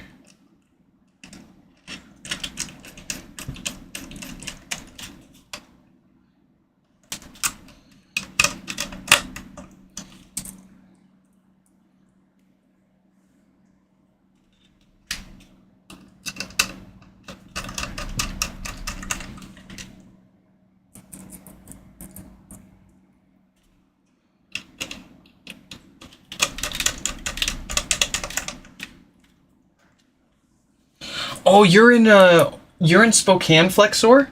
Are you in Spokane, or am I a little off there? I was born and raised in Spokane. First 18 years of my life. 509. I was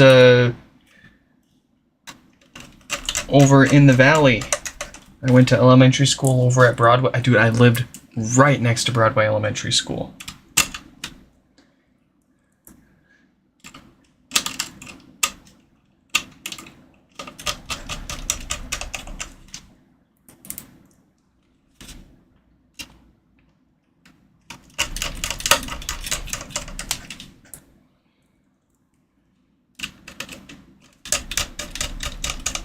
You went to EWU? Oh yeah. I mean, I haven't gone to college, but I know where that's at. After I graduated training from the military and I moved back to Washington, I lived with my dad in an apartment in Cheney.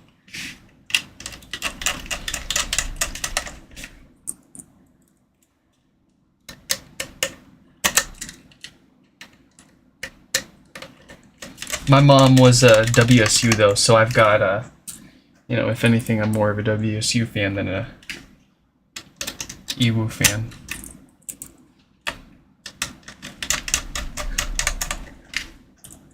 That makes us enemies. No. I never went to college, so I don't care.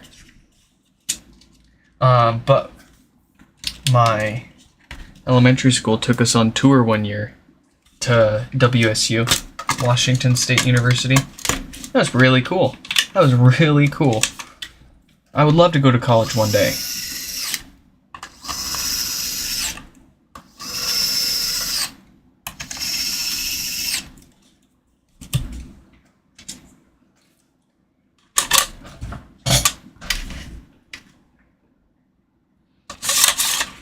I don't know if you're old enough and or went around town enough to run into it, but I don't know if you've ever heard of David's Pizza.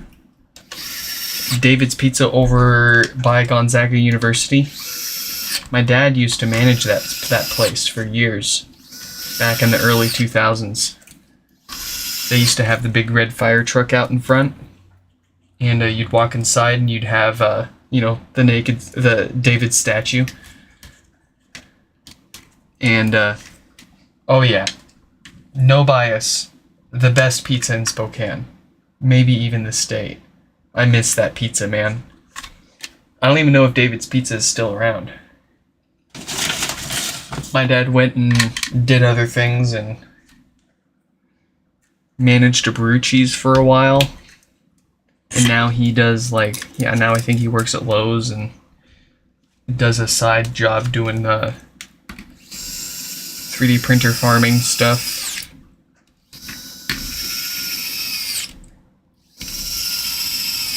You went to EWU in 2002? Yeah, alright. Oh man, that puts you way older than me though. No, my dad at David, he was the guy at David's Pizza that was he was pretty big. He was, I guess you could say, fat, but like he wasn't obese, like he wasn't struggling to move around. I mean, hell, the dude rode his bike to work a lot of the time, and that's like a 2 or 3 hour bike ride.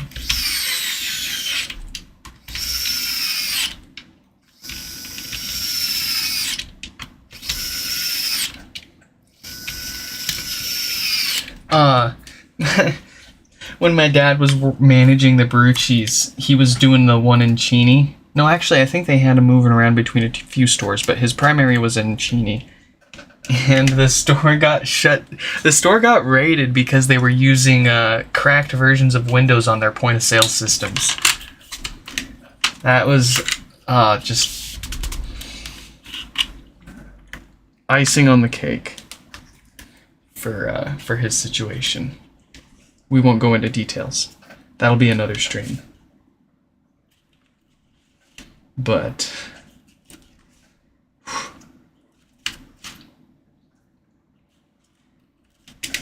oh, I miss Brucci's too, man.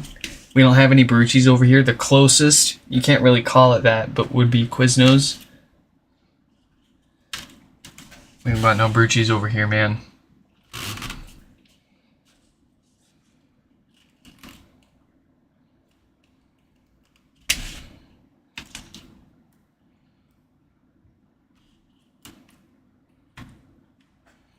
Oh, we don't want to put this together any more than this because we're going to take the mesh back off and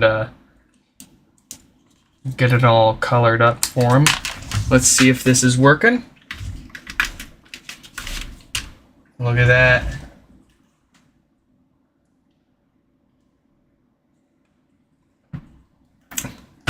Man, and I don't even know if Quiznos is around over here anymore either. They might have just like gone out of business.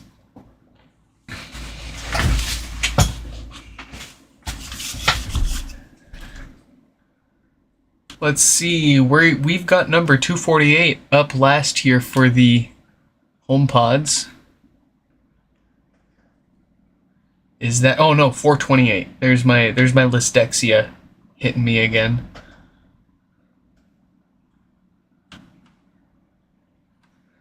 Here we go.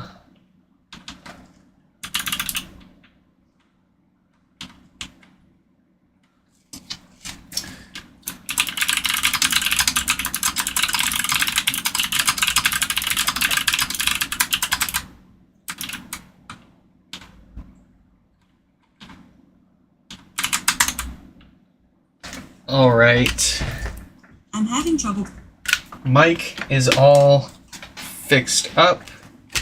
We'll get that colored up tonight. I mean, hopefully tonight. I'm hoping. Sandy's already been waiting a day for us to get theirs done, so I really need to color stuff up tonight, but we might not get to it. It'll be a worst case tomorrow kind of thing, but we'll see. Let's get number 428 here fixed up at least. Where's my mouse? There is my mouse.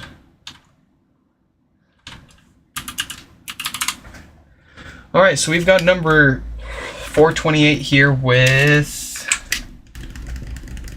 no power, no lights, a couple of watts from the wall. That all looks like the usual dead diode issue. The only thing that makes me question that is we've got a small crack on the display. Ooh, my fingernails. I apologize, folks. We have a small crack on the top right here. I don't know if that happened in shipping. I don't know if they've always had it like that, or if that is a sign of it being dropped and what's causing their power issues. But we're going to find out here. They also asked... They said they noticed the textile is pretty grubby. Is it easy enough to clean up, or do you think it's better to dye it? I think so. Based on what it sounds like your goals are, you just want your white HomePod to look white again, and it's what we'll do. I'll clean this up for them after the stream. Make it look as new as we can for them. We talked early in the stream of different ways you can clean these meshes up, and yeah, we'll see. There's ways. You can use rubbing alcohol and a cloth, or but for a more complete grubbiness like this, where it's kind of like uniformly grubby, you're gonna need to take it off and scrub it in the sink.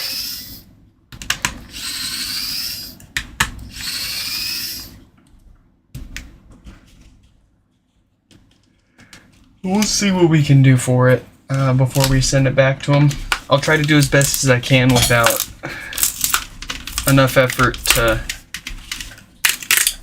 justify charging them any money for it. I'll give them the option. I mean, if they want to pay an extra $10, I mean, it takes us more time, which is why, you know, I have to charge you more. But I'm happy to take this mesh off and scrub it up in the sink and make it look brand new again for people that want to pay a couple extra bucks for their repairs. Personally, I don't care how my HomePods look, as long as they work as good as new. That's all I want.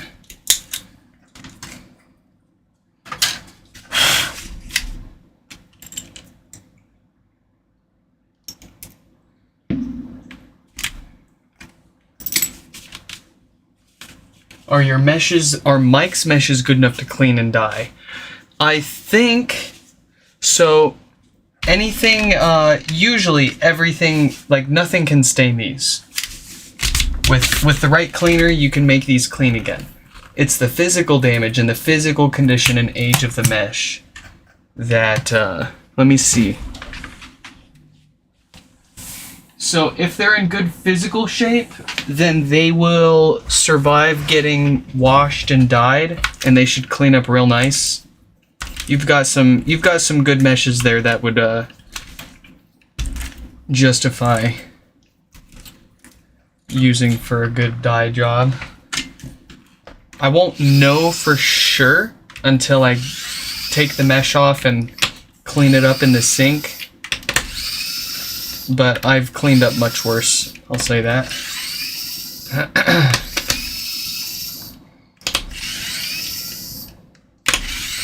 Looks like Stefan's learning from Mike rather quickly.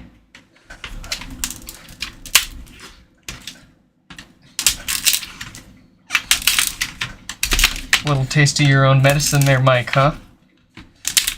I'll tell you what, I'll give you, since you got two of them here, I'd go as far as to offer you like $10 for both of them.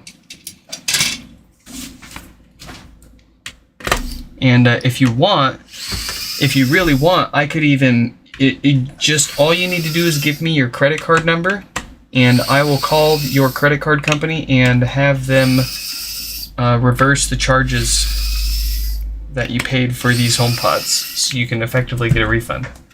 I don't know how long it'll last. They might take the money back, but that's not my problem, and that's not your problem when you get the money and move it to another account, huh?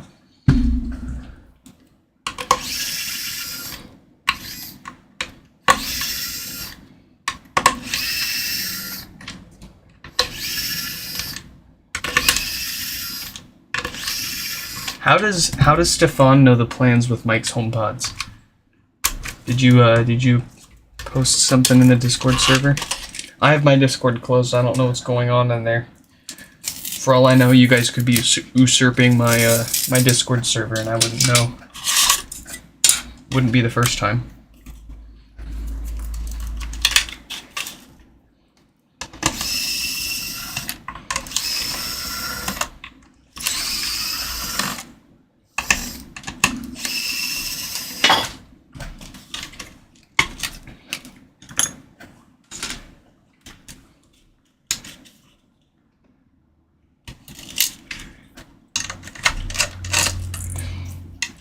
No, I mean, realistically, it would make it a lot easier for me if you posted your credit card number and the expiration date and CCV in the YouTube chat, because then I can go back later and it'll be saved there.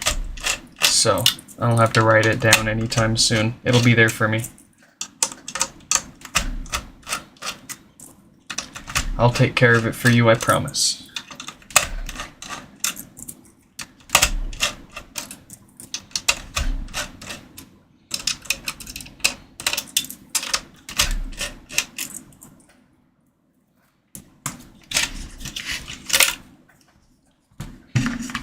Did anybody else get an email from Skrillex asking for their card number?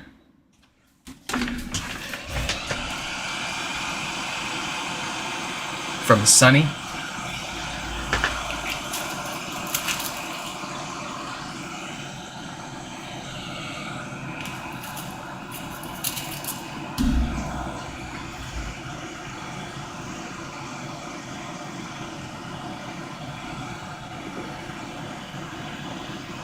Do I want yours also, Stefan? It depends. How much money do you have on it?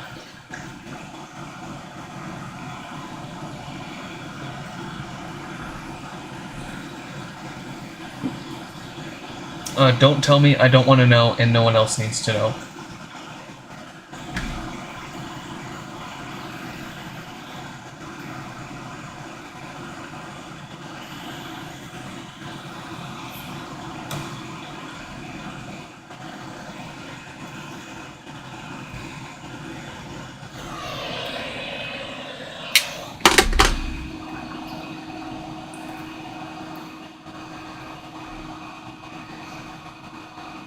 Yeah, Mike, there we go. Mike with the privacy.com sponsorship right there. That's what's up.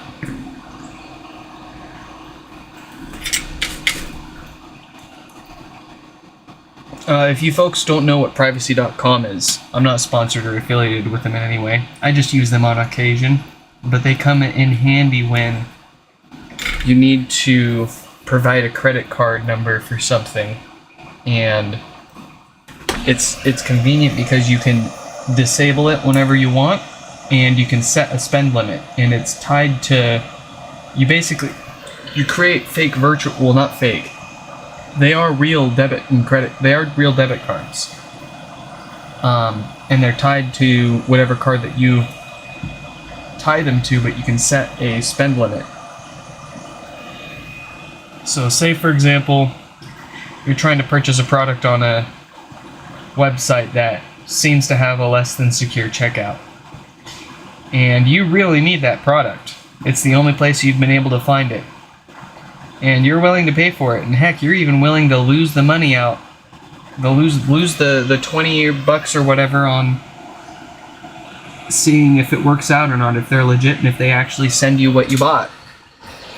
But you don't want to give them your full number, like your real number and access to all of your funds. So you can create a virtual card with privacy.com and then set a spend limit, give them that number. You can even set it to expire after a certain time, and they only have access to as much money as you give them.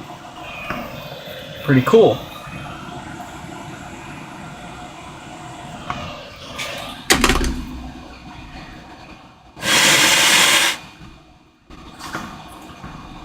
Alright, a little bit of maintenance done. We knocked out those filters that love to go bad and cause death farts.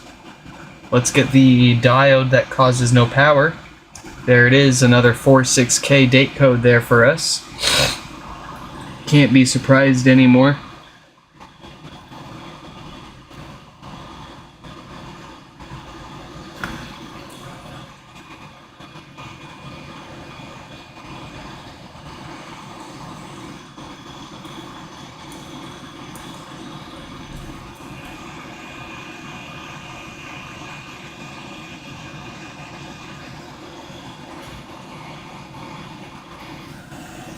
No, I don't want it stuck on. Do not, I mean, I wouldn't do anything with it, but don't give it to me. I had somebody leave me a voicemail one time trying to pay for their HomePod repair, and they just straight up read me their full credit card number, and then they were like, in case you can't use my credit card, here's my bank info. Are you serious? Do not give me your repayment info. I will give you ways to pay me without me seeing any of it. And I don't want to save it. I don't want it being in writing anywhere near me. Don't give me that shit. I don't want to be responsible for it. And I don't want you coming back to me saying that you see weird charges after you gave me your card number. I won't do it.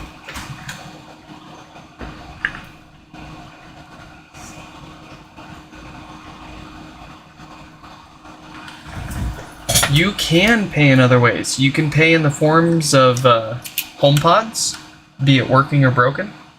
I'm happy to take HomePods in as a form of payment.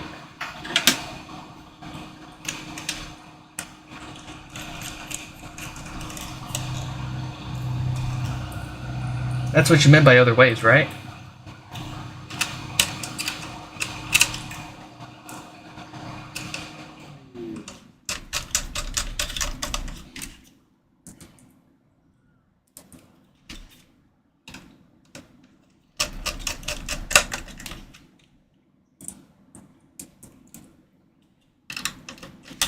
I need a live stream thumbnail. I try to make I do have live stream thumbnails. I mean, not one that specifically like shows the fact that we are doing a live stream HomePod repair. It's more just kind of like a general thumbnail of a bunch of HomePods, you know? But I try to take a new picture for the live stream thumbnail every few weeks. It's been a bit. I need to make a new one.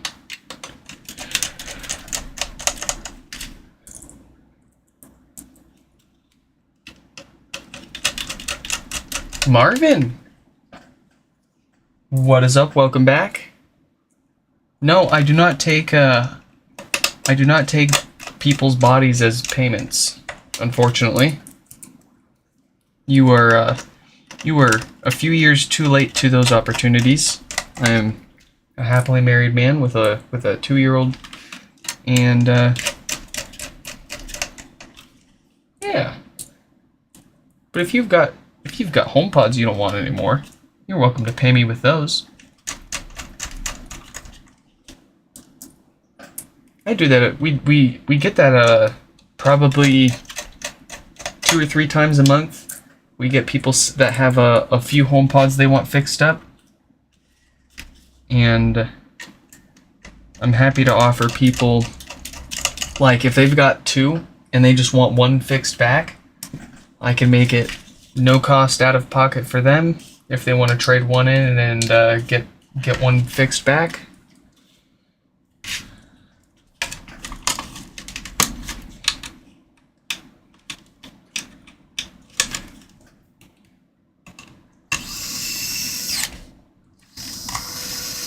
Oh, but I one thing that does annoy me, and I'm fully expecting people to, you know, use this as a joke because I mentioned it, but I hate when people ask for discounts.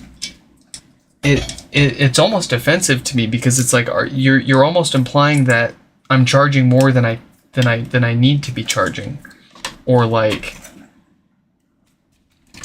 you think that my work isn't worth what I'm charging. And I know in most cases that's, people don't think that. They're just trying not to go broke getting something fixed. I totally get that. But it's still a good old kick in the gut nonetheless when people ask for discounts. 'Cause on one hand, this isn't even as we're charging less for repairs now, and we include shipping both ways than we have in the past. The most we've ever charged for repairs was it was typically a $70 to $90 repair no matter what was wrong with your HomePod, but you also had to find shipping both ways. You'd end up paying an extra $10 to $30 to ship it to me, and I could get you return shipping, but I'd charge you an extra $10 to $20 for it. So, but that was when working ones of these were going for $200 to $300. But now working ones go for $100, $150, maybe $200 at most. So we've had to find ways to make a little bit of money out of it without charging too much or too little.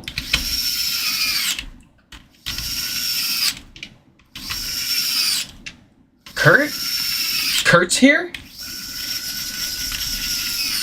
What is up? Welcome back. Free shipping to Germany? You know, I might be able to do that for you. You just might have to wait for it. I do plan on visiting Germany sometime soon. So yeah, I could just take whatever you sent me back with me, and we could meet up and I could give it back to you after we fix it. But you'll have to wait for me to fly to Germany first. See, I'm you know, I can make these happen. You just got there's you know, there's ways to compromise to make it happen. Ooh, we're almost done with this, which means we can take a look at that Wi-Fi router. I can't believe we got all these fixed up. Oh, well, we are 2.5 hours into the stream, so that's not too surprised.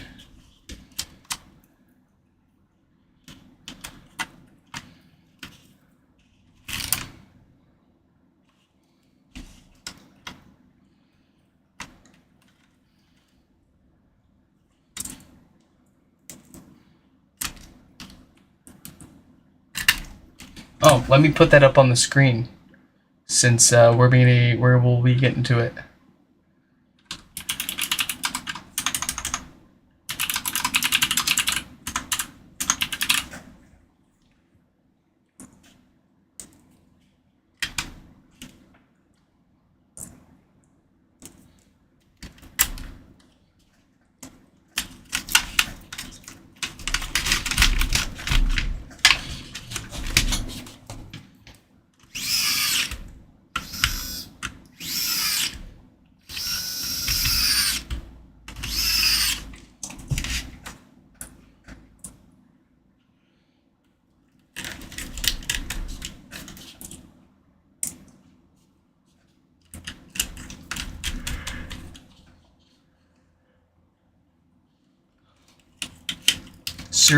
Serbia's on the list.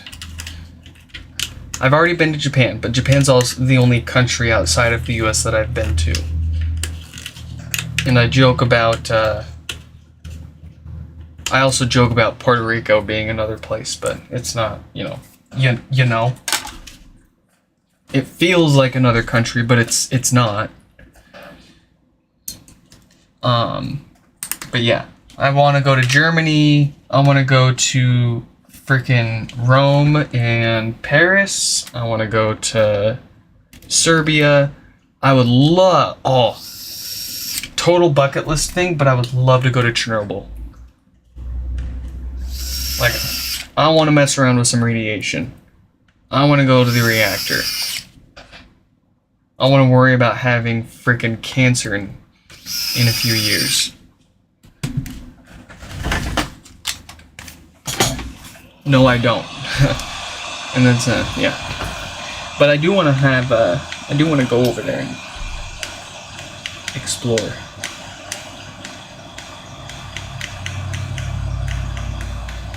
What kind of router? I don't actually remember what kind of router this was. It was in a red box. It was in a red enclosure. I'll pull up the model number here when we got this done.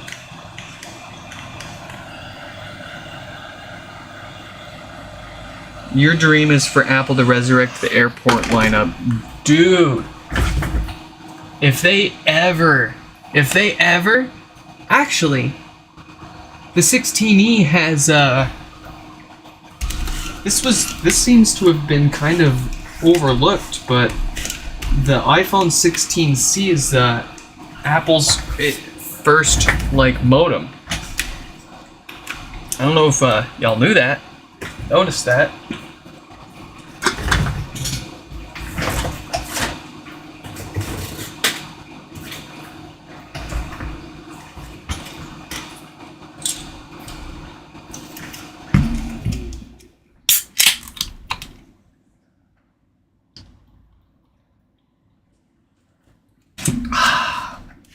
All right, let's let Chris know that their Wi-Fi router is up here.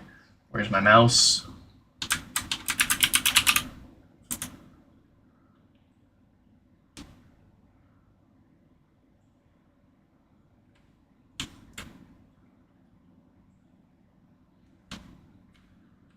Let's see. Here they are.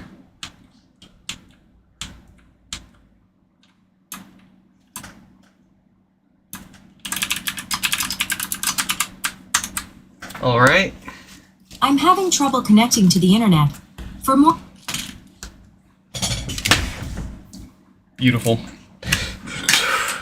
folks, let's take a quick couple of minutes break, and then we're going to come back and take a look at this Wi-Fi router here. We will be right back.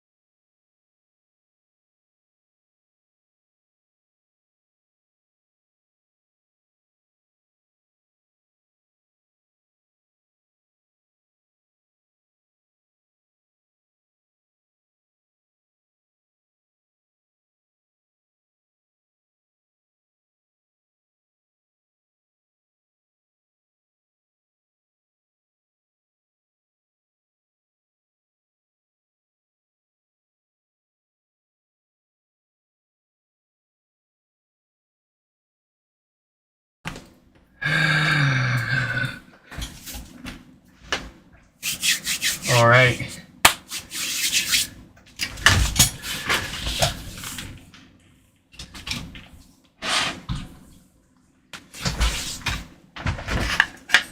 All right.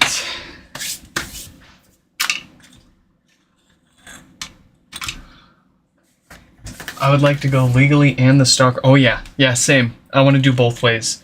Like, I totally want to check out all the touristy stuff, but I also want to like run around Chernobyl on my own, like total risk.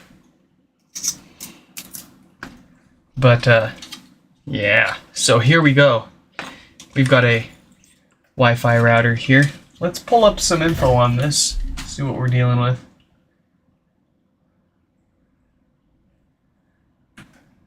Get their name up on the screen here too. So we've got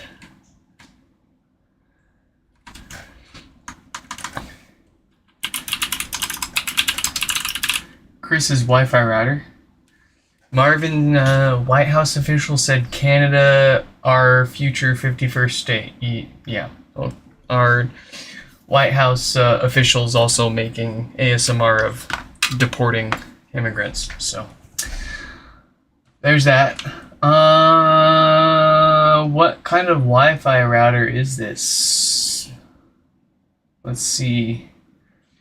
This is the Fritzbox 7590, a common issue IC MP1477 dies, and it often kills the wireless LAN chip. Okay, I think this is a pretty straightforward repair. They've already sent us pretty much everything that we need to know. There's even a forum post that they linked to us with other people doing the same stuff. So, wow. We've got 3 chips here that we need to replace. Do I want to take the, yeah. Now that I've got how these are all connected on video for future reference, I'm going to unplug them.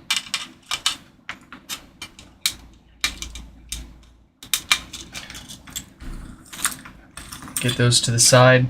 Also, I think there was a bit of a shipping casualty, and this power connector probably shouldn't look like that. There we go. Yeah, I'm gonna touch up the solder pads on that connector there just before we send it back, just in case that cracked those joints. But the main event here, let's see, we've got 3 of them that we need to replace, and they did provide the replacement MOSFETs. I think these are MOSFETs. And they did already try replacing one of them. There it is.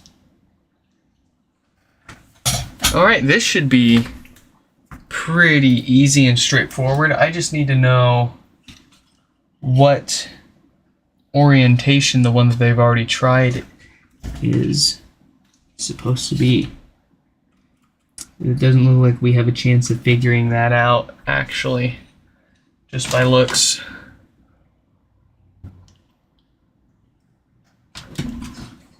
Maybe one of the forum posts put a picture of... Oh, beautiful, they did. Okay. Okay, so we've got our chip here. We should have a bank of a bunch of caps to the right of it, which we do.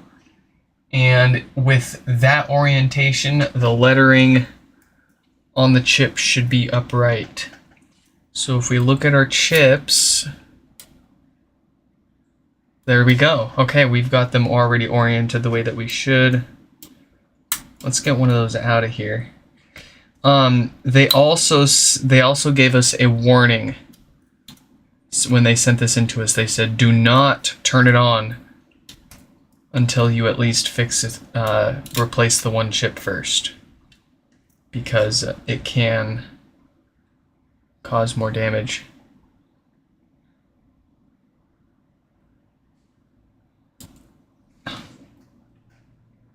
Where did it go? There it is. I just need to see the lettering on this chip so I can orient it, and we can get started here.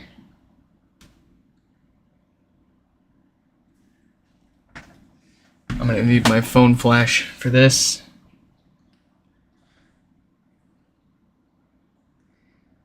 It's ironic how the microscope, like my naked eye can see this way better than the. I shouldn't call it a microscope camera. That's. Oh well, hey, you can read the letters on there. I can't read that with my naked eye. I can see that it's there. It's oriented correctly. So we're gonna keep that like this. Oh, and then we drop it and mess ourselves up. Let's try that again. We're gonna pick that up and drop it.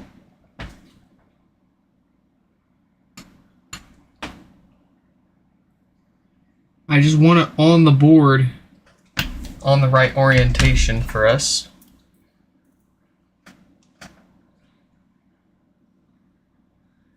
Here we go. So they already tried to replace this one. We'll go ahead and get that knocked out first. Dan, you got your HomePod back and you're happy? Hell yeah.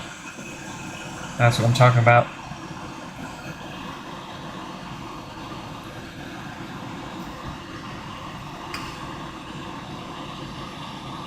Let's just jump in there and get that old chip off.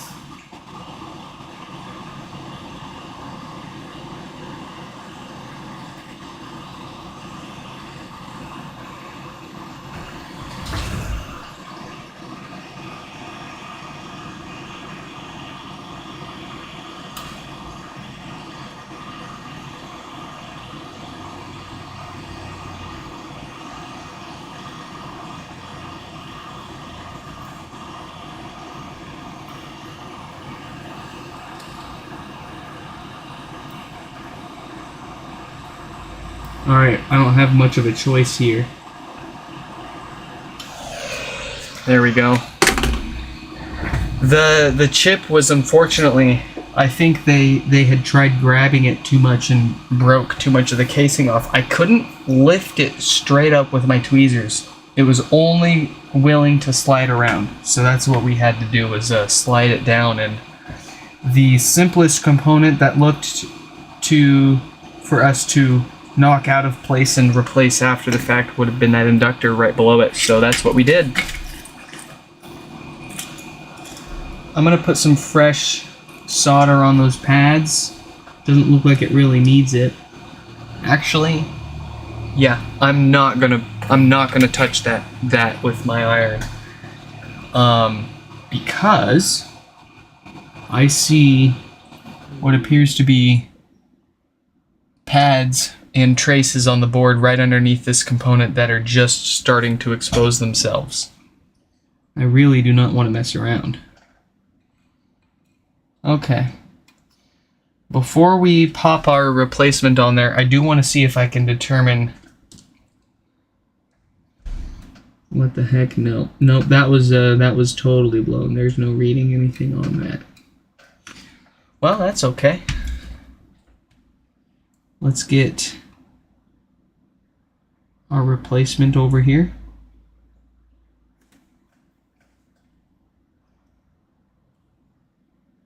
I sincerely hope that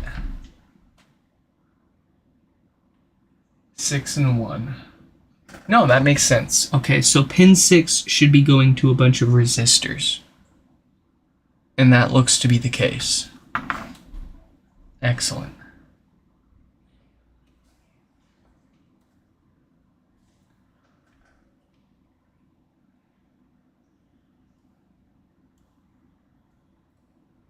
I'm going to pop that back over there while we're here. Let's get this all on.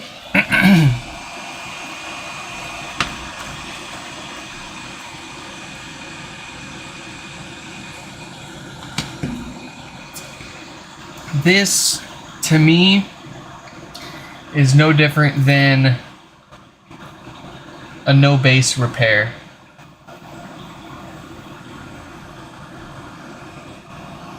On a HomePod.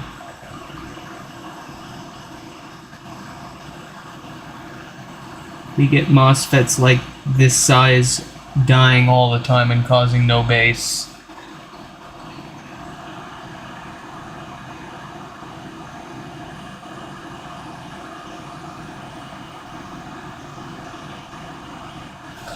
Alright. We've got, oh, you know, that inductor's a little crooked. I suppose we could straighten that out.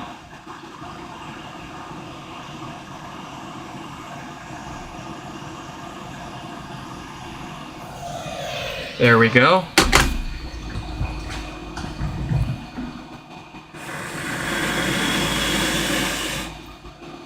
Quick visual inspection, make sure we didn't damage anything on the other side of the board. Anything nearby? No, that looks good. There are 2 more that we need to replace. That's the only one that I believe went bad.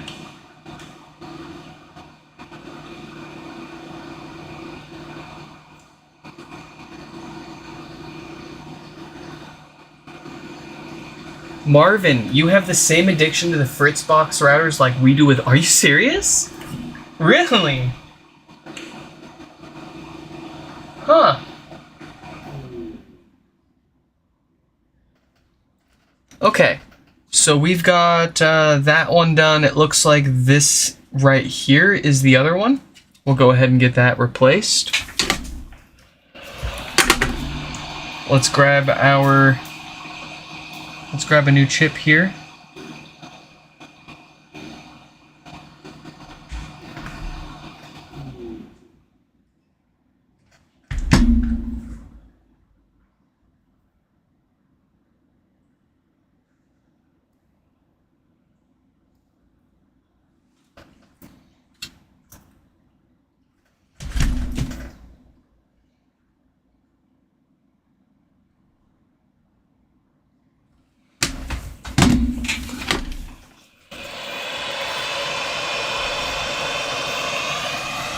Yeah, isn't that crazy, Marvin? Like you get like I have personally only had one of my HomePods ever break.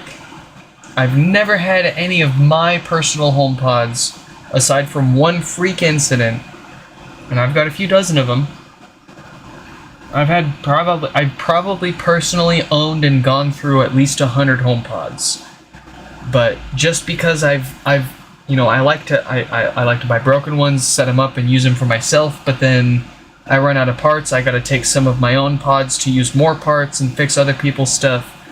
I often don't have many for myself at any given time. But I've gone through a lot of them, and I've never personally had any of my HomePods actually experience any of the hardware issues that we repair on our channel.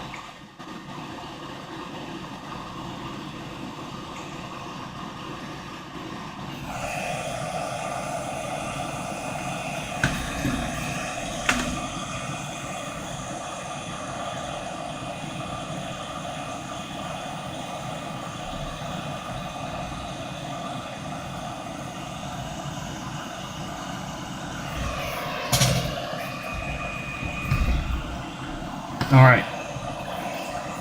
Old one off.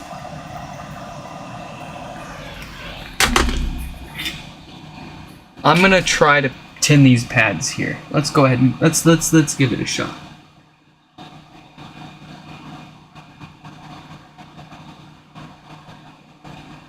Well, look at that. We didn't break nothing.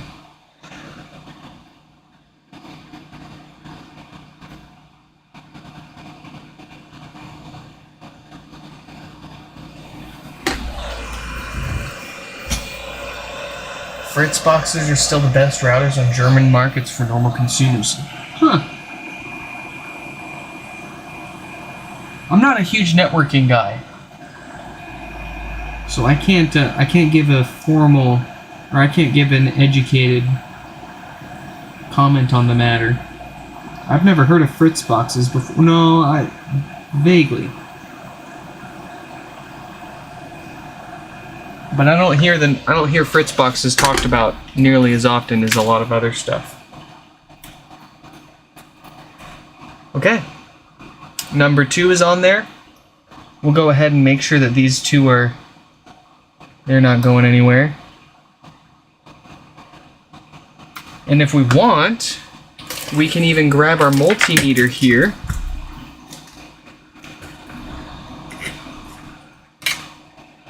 Stick it in continuity test mode. If we can...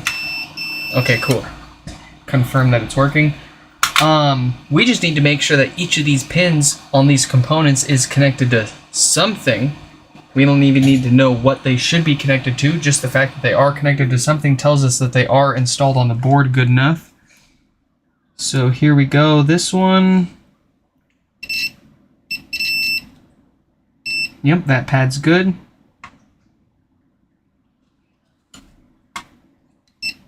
That one's good.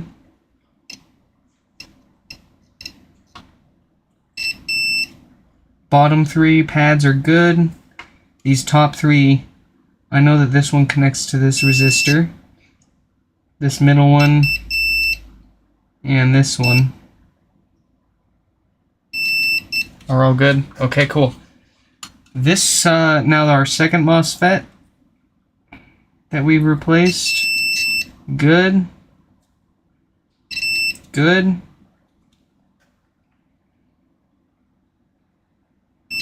Excellent. Yep. Yes. This is the tricky one. Okay, cool. Both of those MOSFETs appear to be installed correctly. Let's take care of the last one here.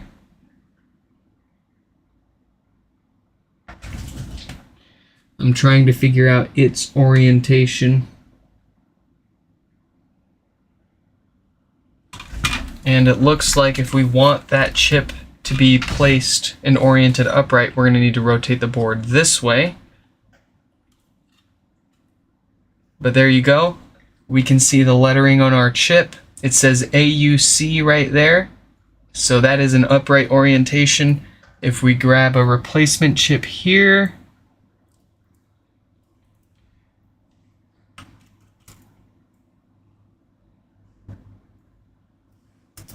we will swiftly lose it. There we go.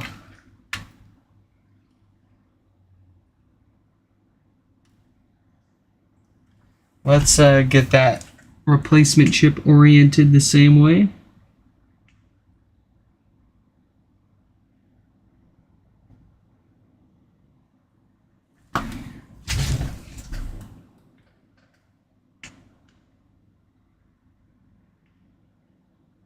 Okay, here we go.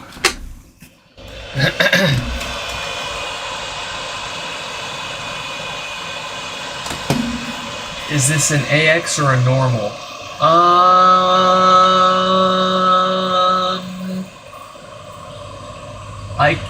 I don't know.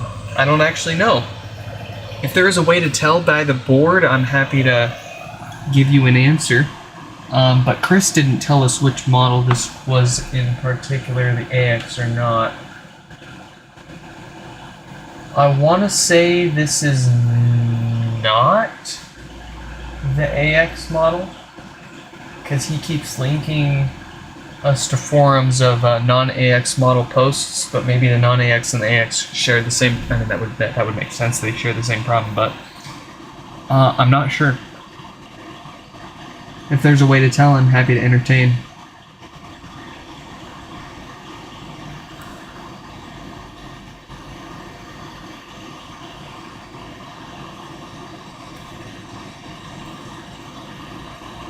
Alright, so see how we were able to lift this one straight off the board instead of having to slide it down and away?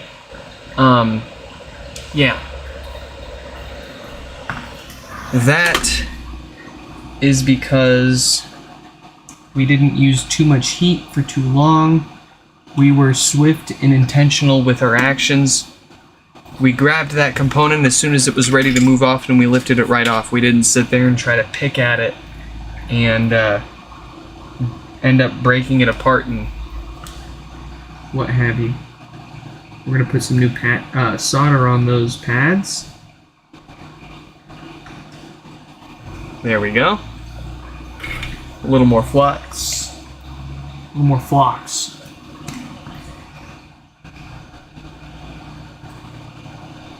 And we will drop our new MOSFET on there.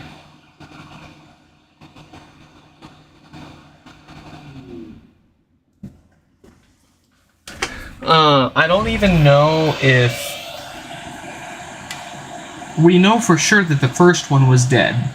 We don't know if the second and third ones were dead yet, but for how smooth the first one went, I figured, what the heck, we may as well replace all three before we try turning this thing on even.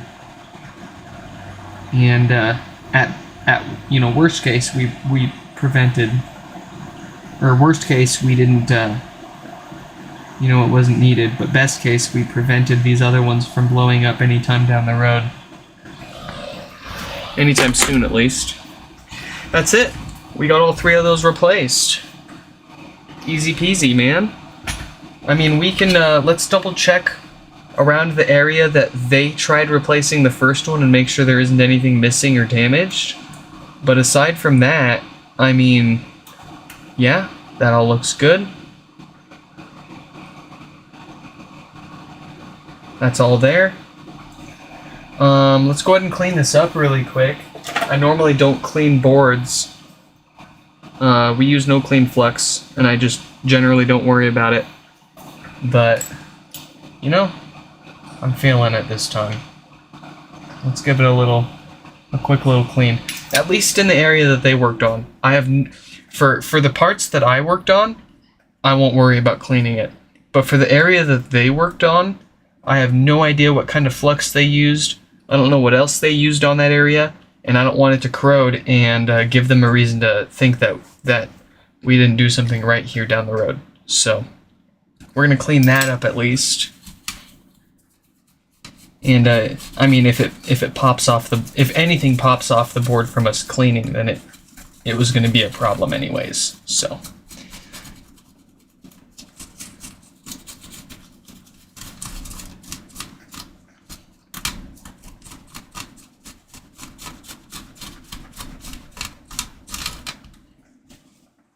And then just a quick blast with the air, just to make sure there isn't any like leftover water from the alcohol.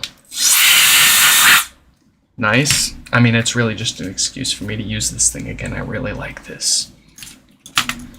That's it. Let me grab the power supply for this, and we will test it out. I suppose I should see two or three wireless networks on there.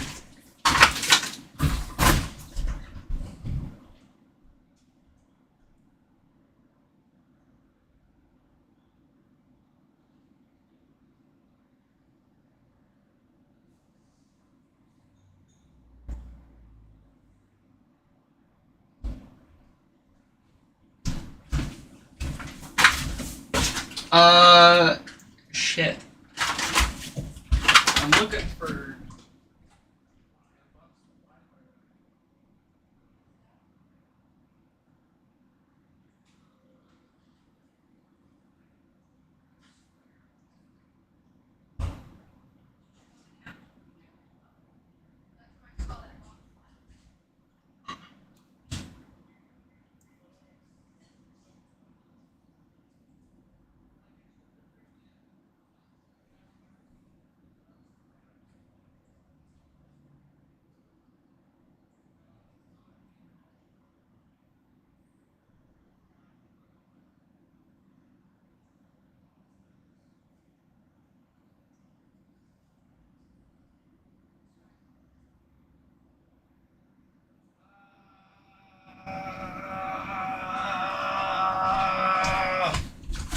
It's probably in here. I can't believe I kept it all in the same box. No. Is that it? What is what it? Did you find it? No. No, I didn't find it. I cannot believe I'm stuck on this. You know what? Screw it. I'll find it later. What does this take? It's probably 12 volt 3 amp or something. Fritzbox 7590. Power supply. 12 volt, yeah. Yeah, I've got plenty of power supplies for this. Question is, do I have something that fits it?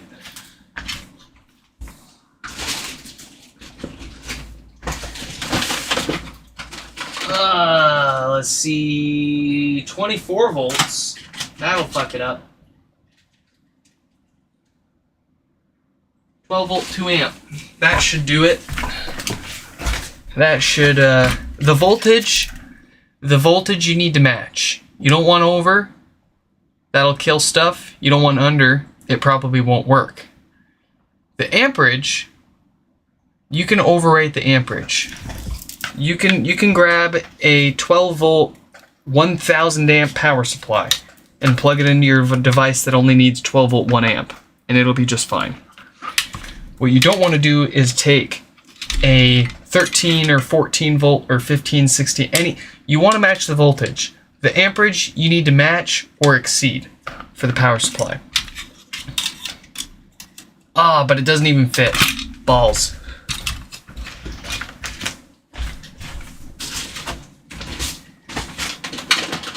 What about this one? Let's see. It's probably going to fit like a Linksys power supply. Yeah, here we go. 12 volt 3 amp. Linksys.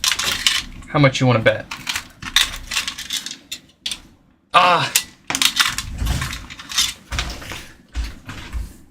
You know, in the time it'll take me to dig through my box of power supplies, I could probably find where I put theirs.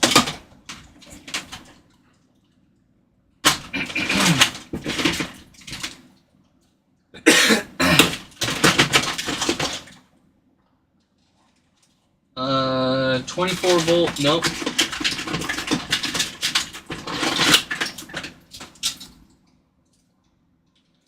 Nope.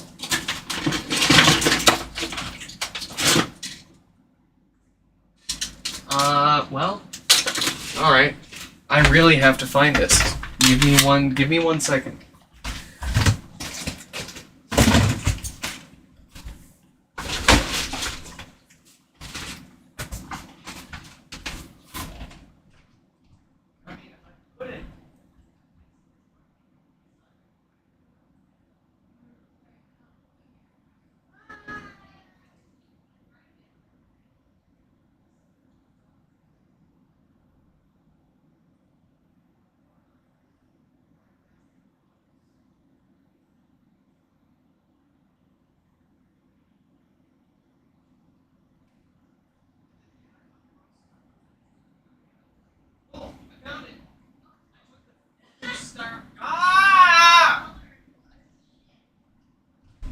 I hate myself!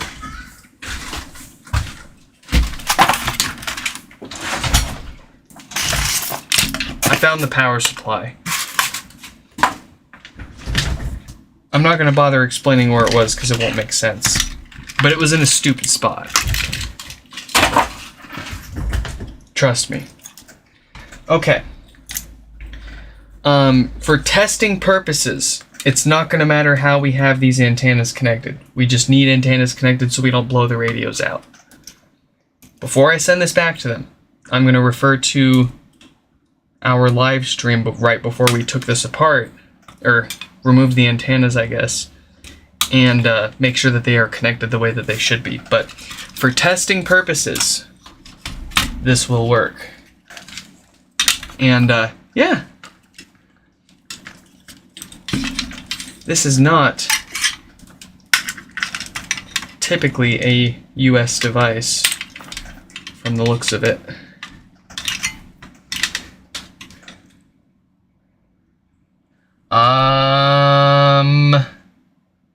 Interesting.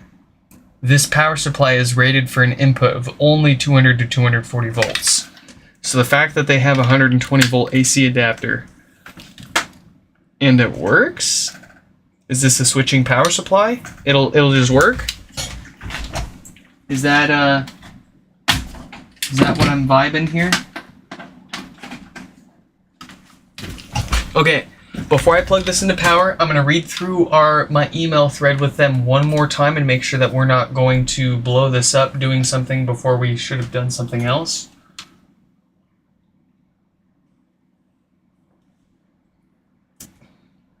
Let's see.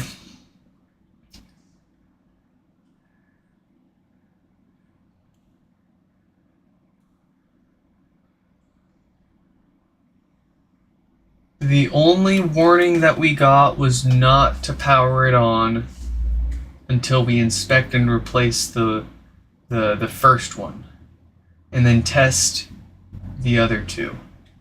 Well, I mean, I'm charging them a flat rate for the whole repair, and I already replaced the other two, and I was planning on doing that either way. So we've done, I think, everything. Read through the forum post one more time. Replace these chips, basically. Wow, some of people's photos of their work on these is, yikes. Oh, it looks like you just replaced the chip and, alright, fingers crossed, folks.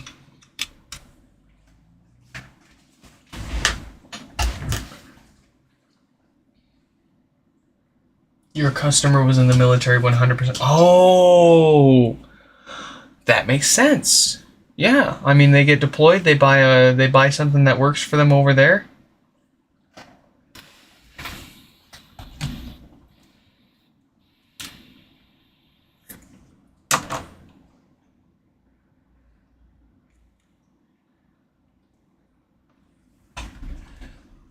Let's see.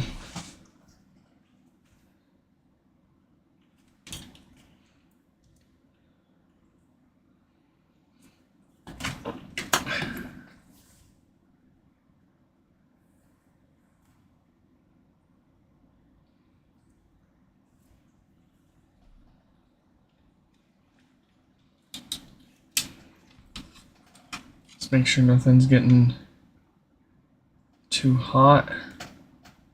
No, everything feels good. We've got this light blinking, which I presume is it booting up. Let's look up the manual while we're waiting for the... Oh, hey, we got 2 lights now. Yeah, it's certainly just Wi-Fi router stuff. It takes a minute to boot up. Fritz box 79, 75, and 90 manual. In the time it'll take us to look up the manual and see what it's doing, it'll probably finish booting up and work just fine there. This is the AX. Let's look at the quick guide.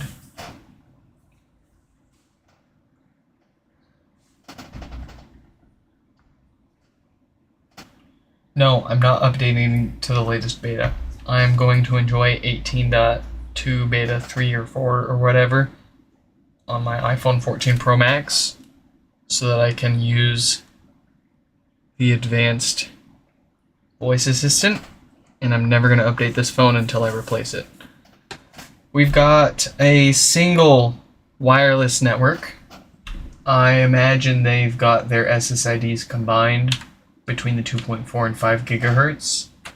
Let me double check their email. But I mean, I think this is working. It's not the AX. The AX plug is different. Okay. Okay.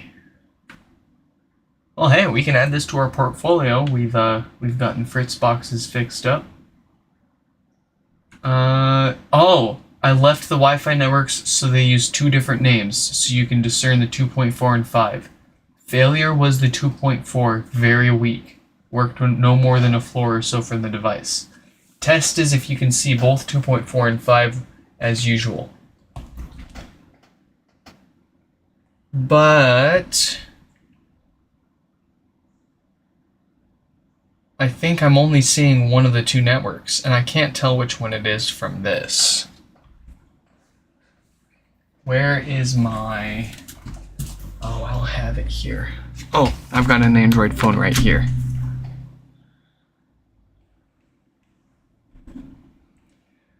Let's see...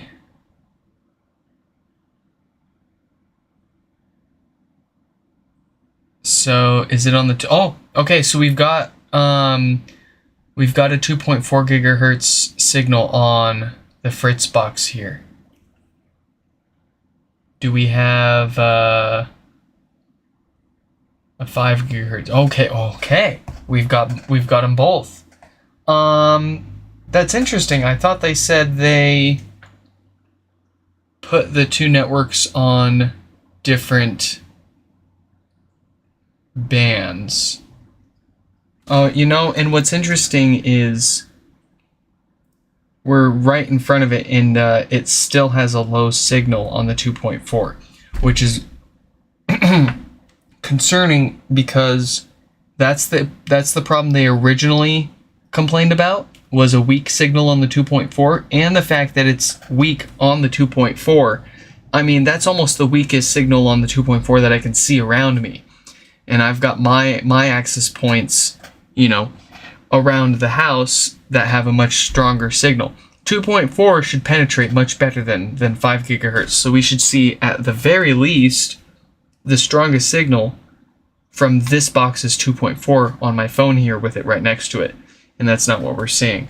So,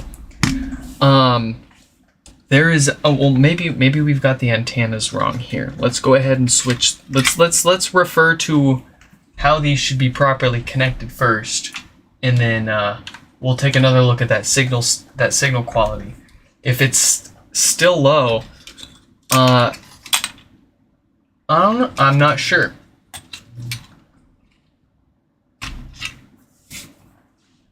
So that is interesting. Let's go ahead and make sure that we've got our antennas on the right things here. This shouldn't make a significant difference when we're testing right here, but we're gonna do our due diligence and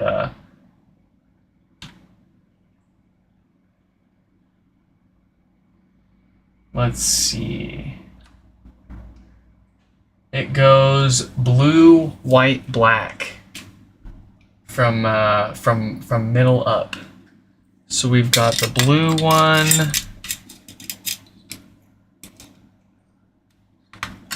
And then the white one.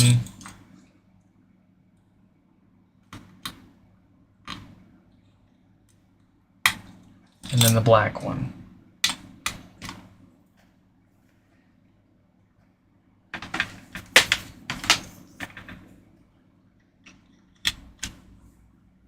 Let's give that a few minutes to boot up. But I have a feeling that a weak Wi-Fi signal is not necessarily going to be that component failure. My instinct says for a component failure like that, you should either get signal or no signal. It wouldn't have an effect on how strong the signal is. But this is also this is our literal first Fritzbox we've looked at here. And I might be wrong.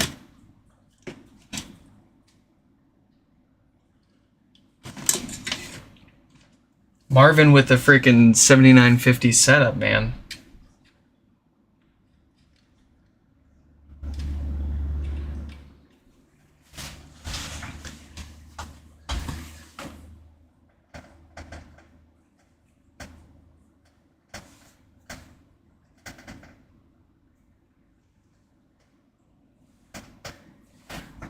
Yeah, I mean, it's entirely possible that Chris factory reset this thing so it's got the SSIDs combined and they're going to show on the same network name.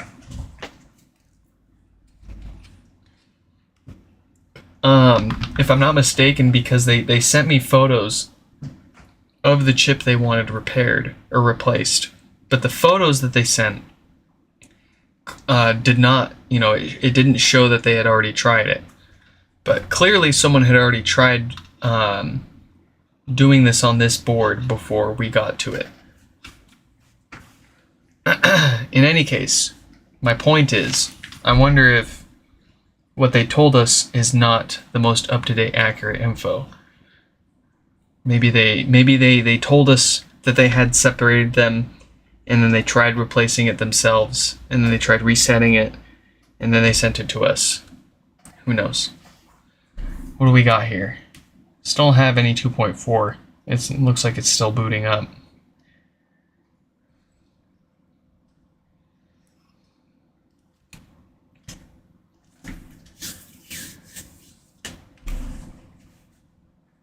Did he send you the admin path? I mean, if it's not, this is as far as we're gonna take this for here and now.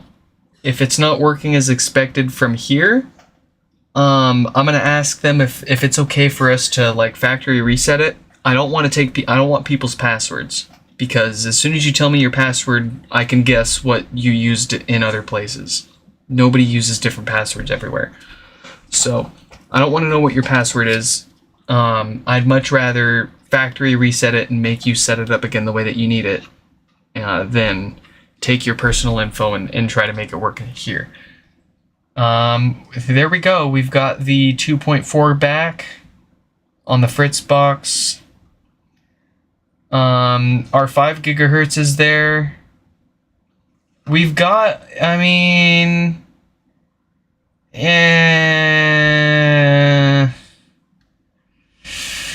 the Fritzbox is the red one right here. These right here, these two, the purple and the green one, these are my Wi-Fi routers. This one's in the hallway, and this one's in the living room. And the red one here is the Fritzbox. So why the Fritzbox right next to my phone has half the signal as my personal access point down the hallway? Granted, I have my transmit power cranked all the way up on mine in the Unify U6 enterprise access points. I don't know if this is... I don't know. What we're going to need to do, everything seems to be working, but it's working maybe as good as it did before when they sent it into us. So I'm going to need to get back in touch with Chris here and ask them I personally, I'm gonna prefer if they let us factory reset it, because then I can test it. I can configure it how, however I need to make sure that it's working. But if they don't want us to reset it and they're happy with giving us their password, I'll take their password. I will try to sign in and see if things are working as good as I can tell. But we, at the very least, we did what they sent it in to us to get done. They sent it in to get those chips replaced, and we did that no problem. Clearly, we didn't break anything. I just can't tell if anything improved. And that is actually, in hindsight, I should have checked and seen. Actually, no. They told us don't turn this on until we until we replace that chip. So we did everything we were supposed to do. We just got to do a little more here. So, I think for here and now we're gonna call it. I'll get in touch with Chris and see if this is improved, and if it's fixed, we'll test it out. And that is it for here and now. I hope you all enjoyed this live stream repair. And Marvin, thank you, big thank you. It may not seem like it, but having you in the chat there, giving your 2 cents, really gives me some good warm and fuzzies. Even if we don't know for sure if this is fixed yet, but it's nice to see other people in the chat that have worked on this stuff before. So, hey, in any case, folks, I hope you all enjoyed this live stream repair, and I hope to catch you all in the next one. Maybe tonight we'll have a coloring, we'll do a live stream for coloring those HomePods. Maybe not, it'll probably be tomorrow, but like I said, it'll be a pleasant surprise if we go live again tonight. Hope you all enjoyed. Hope to catch you in the next one. Goodbye.